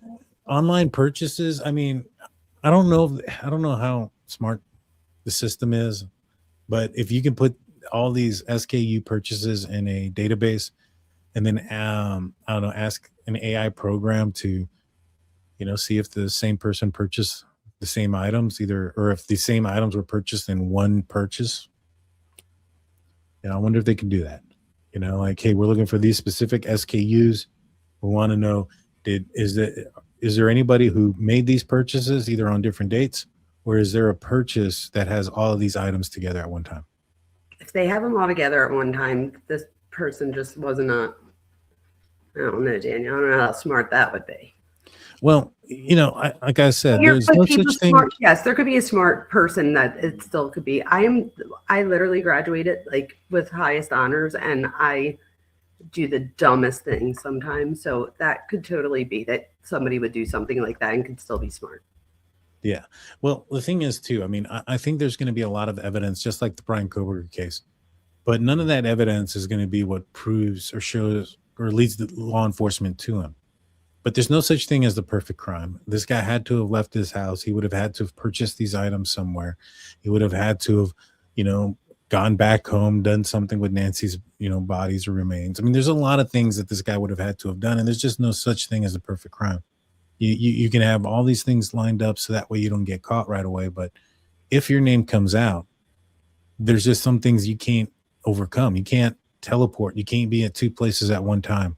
You can't, and so if you have to go in one direction and you have to travel there a certain distance and there's cameras in between there, there's going to be evidence of you going in that direction. And so, T. Kozan, though, makes a good point. What if you pay cash?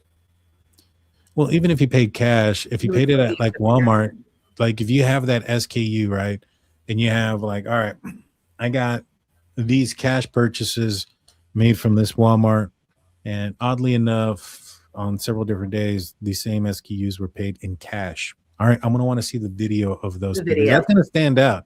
That's going to Mhm. stand out, especially if those were the only items that were purchased. And And there'll be a time thing when that they'll be able to Mhm. match up. And so you're going to want to see if it's the same person that's buying these items cash on different dates. And you may not, if he's paying cash, you may not have records or anything like that, but you'll have a video of the guy. And you'll be Do able we to know how see long they if it's keep the same guy. videos for? I don't, but I'm assuming it's not a short period of time. And I'm assuming that they can do preservation orders and stuff like that. Now, I know they can do that with like certain cameras from like cities and like traffic cameras and things like that. So I'm not entirely sure if they can, forcibly do a preservation order. I think they can, if they get a subpoena on a place like Walmart. But you're going to need some specifics to do that. But I would think they would. I would think they would. But yeah, I mean, at the end of the day, there's going to be evidence, just like Brian Koberger. This guy had to leave his house. There's going to be stuff. They're going to finally find a video of his vehicle. Once they get his name and stuff, they're going to find his camera, his phone was in certain places when it shouldn't have been during certain times, etc. So there'll be ways to capture this guy that they just don't know because they don't have his name. They don't have his phone in their possession. Once they do, then that'll be good.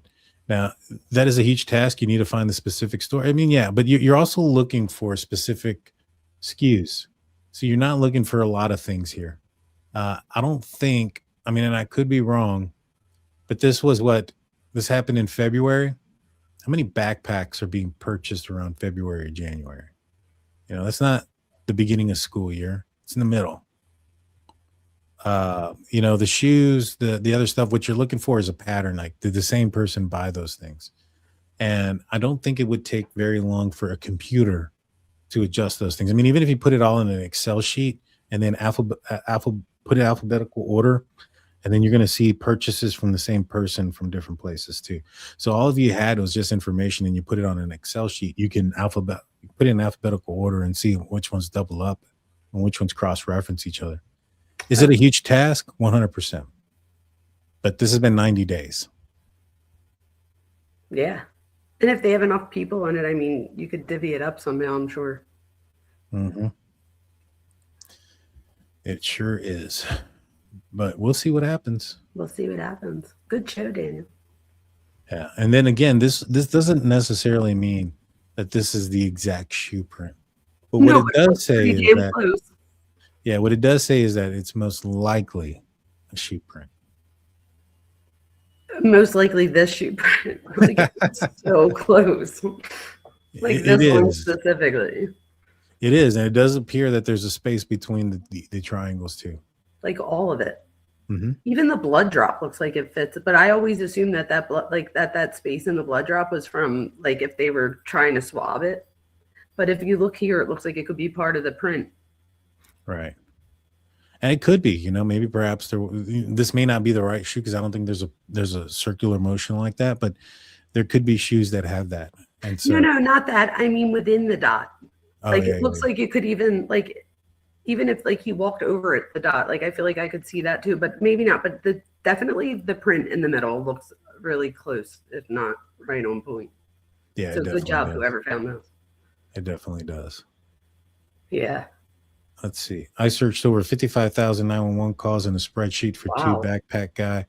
Took me 2 minutes to find. No way. See? So if you have the right person. Yeah. It shouldn't take long to figure that out. Now, let me rephrase it. It shouldn't take law enforcement, the FBI, who have been trained in this, who have looked for purchases and stuff in the past, know what they're looking for to figure if somebody's made those purchases. And if they can't come up with a suspect yet, I just strongly believe that this person bought this stuff from somewhere further out. Yeah. Somebody made a good point that like Walmart does sell, millions of or hundreds of millions of items every day. Mm-hmm.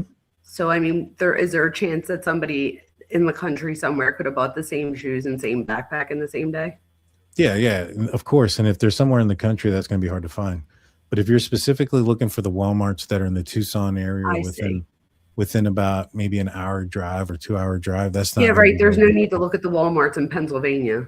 Exactly. I see And what you're saying. so what I'm trying to say is that I doubt that this person purchased these items very close. If they bought them new, I don't think they purchased them close. I mean, for all I know, they could have gone to a garage sale It's and worth a somebody, shot, yeah, somebody was selling a backpack and shoes brand new from Walmart that they never used. maybe. Completely possible. But what I'm trying to say is that in that area, it should not be very difficult to find the SKUs and everything else that they can, navigate and track down to figure out who this person is if they bought it new, I hope. you know. And again, somebody mentioned that they went through like 55,000 911 calls just by searching and knowing what to search and putting it into a list. Yeah, see Kozan. And it took 2 minutes. Hmm. And so does Walmart sell a ton of these? Yeah, over worldwide, I'm sure they do. But in that specific area, how many are you looking for? Within the last, several days, right? And then from this, you can probably deduce the size of the shoe, and so that's going to minimize what you're looking for, right? So yeah, they might sell tens of thousands of them in various sizes, but how many of them are they selling within a 2 hour radius that are a specific size? So somebody made a good point though. See Kozan, the same person said, "Why not PA? PA would I wouldn't be surprised if it was someone close to New York because of the Savannah thing." So what do you think about that? It's possible, but Hmm. you know,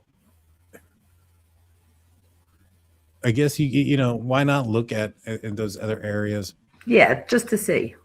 I mean, I get it. It's just you're really expanding what you're looking for, and the resources at that point, opening it up that wide, that would be difficult. But you would be also looking for other telltale signs. Somebody having to travel that far across the country. There's a lot of things that they would have to do now that not necessarily would get them caught, just like the purchases they make may not necessarily get them caught. But let's just say you do get an idea of a person, right? And then you go and you look at their financial records and you find out that they purchased some stuff at a Walmart in Iowa, a month before the murders happened. Hmm. You see, that's going to be the proof that I'm talking about, where once you get this guy's name, you're going to get a treasure trove of information and evidence that we just don't know now because we don't have his name.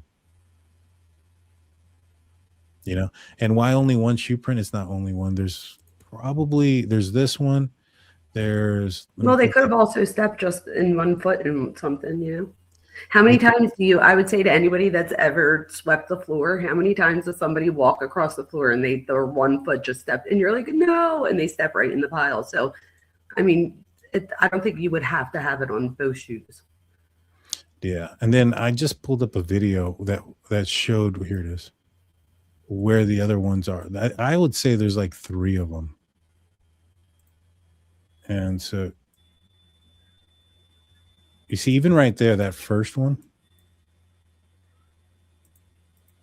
right here, Yeah. Yep. I see it. that right here kind of looks somewhat triangular. It looks like the lines that we're talking about, even less. I mean, that you see that line up and down, that looks more also plausible that it could be that shoe that Deb was pointing out. And then you have another one right here. Yeah, wouldn't you assume though, like it would be less as the person walks? So if there's less somewhere, couldn't we like kind of guess which way the person was walking? Yeah, exactly. So this one, you can see the lines. And then you have this one right here, and this one's more prominent. You can see the triangular. Yep. And then this one's even more prominent over here. Yeah, so they might have been walking away. So it does appear that this person was probably walking towards the driveway, and that's why it appears that they are loosening up or they're not as strong. But they also don't look like he's taking very wide steps or very long steps, which could be, him manipulating Nancy and trying to carry her. So interesting. Mm-hmm. And again, I mean, there's so many things that you can do with this. Like in the Brian Koberger case, when I was talking to Steve about it, he was talking to an FBI profiler. And one of the things that they were talking about how law enforcement should have been able to capture Brian Koberger was through the power of deduction. And so they had a vehicle, it was an Elantra, and they had a description of the guy. And he said that if you were to go through the vehicles that they said that they had, the thousands of vehicles, and then started to deduce them by male drivers, that cut down things quite a bit. Tall persons over the height of 6 foot, that cut things down even more. And he said that the one thing that cut it down the most was the fact that he was not overweight.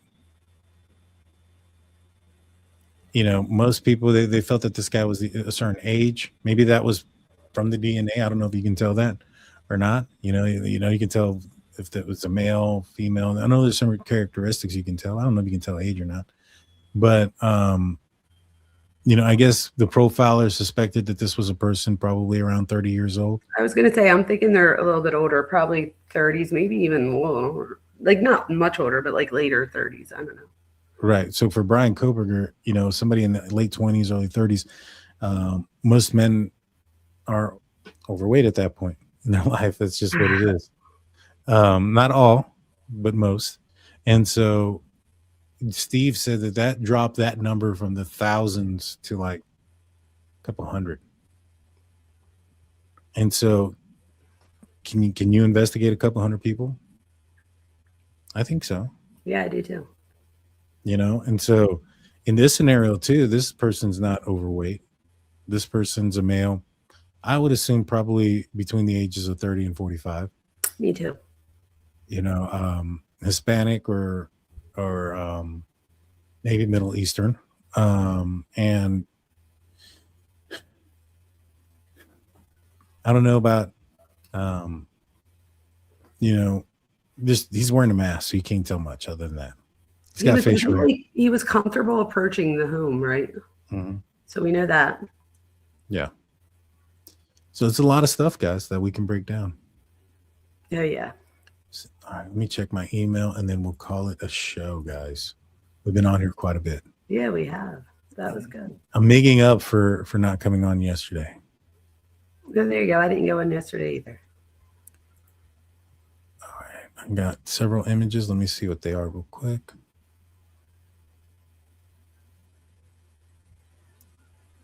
Okay. I can only open up the first one. I need to get requests. But the first one that I have, is this the guy that is the drummer or the band player? Daniel, when we hung up, I swear to God, I was going to say on the DL, I was going to be like, Daniel, did you look at this? Because if you overlay it. I don't know. The eyebrows don't look right. No. Are you looking at, there's two band members, but the one is like, it's not the one that people like really were pointing out. It was like the other one. Like there's a picture where they're all standing and he would be like, if you're looking at the picture, he's to the left of them, not the right. People think that it like something about the guy to the right, but I'm like, did anybody look at the guy to the left? Well, I know what she's talking about. Yeah, the only thing about that is, again, law enforcement, if they have the suspect's DNA, this is not somebody that they have come across. Because even if this guy, if they thought, all right, we're going to investigate Tommaso and his friends. Now, I don't know if they would have gone to the distance of checking his bandmates, but if they suspected a bandmate for whatever reason, and I'm sure they've gotten a lot of tips on him because a lot of people have been talking about it. So I would assume that they would have done some sort of investigation. All they'd have to do is just take his DNA and match it if they have it. Exactly. You know what I mean? So we'll see. I agree with that. All righty, Dr. Vona, what do you have going on the rest of the week? Where can people find you? Well, probably nothing tomorrow, but maybe Sunday I'll be back. I don't know. This David case has me a little bit like, it's got my attention. So I don't know. Maybe that, I don't know. We'll see. How about you? I'll probably be back on Sunday as well. I doubt I'll be on tomorrow, but Sunday I I can't open it, Rachel. If you can let the other ones, and then I'll check those out. I'll probably be back on Sunday as well. I might be doing a members only, but I'm not sure. If I do a members only on Sunday, I'll be back on tomorrow night as well. Okay. So we'll see. We'll see. All Make sure you like the button. Hit yes, the like make button. sure you like Daniel's too. Absolutely. Go like and subscribe. Yeah. And then ring that notification bell, guys. I'll see you guys next time. Don't go anywhere too quick, Dr. Vona. I want to show you this image. Absolutely. All right. See you guys later. Everyone. Oh, my email is drunkturkeyshow@gmail.com. I don't know if Dr. Vona has one. It's jamievona@gmail.com, but it's JAIME. There you go. All righty. See you guys later. Bye. Bye.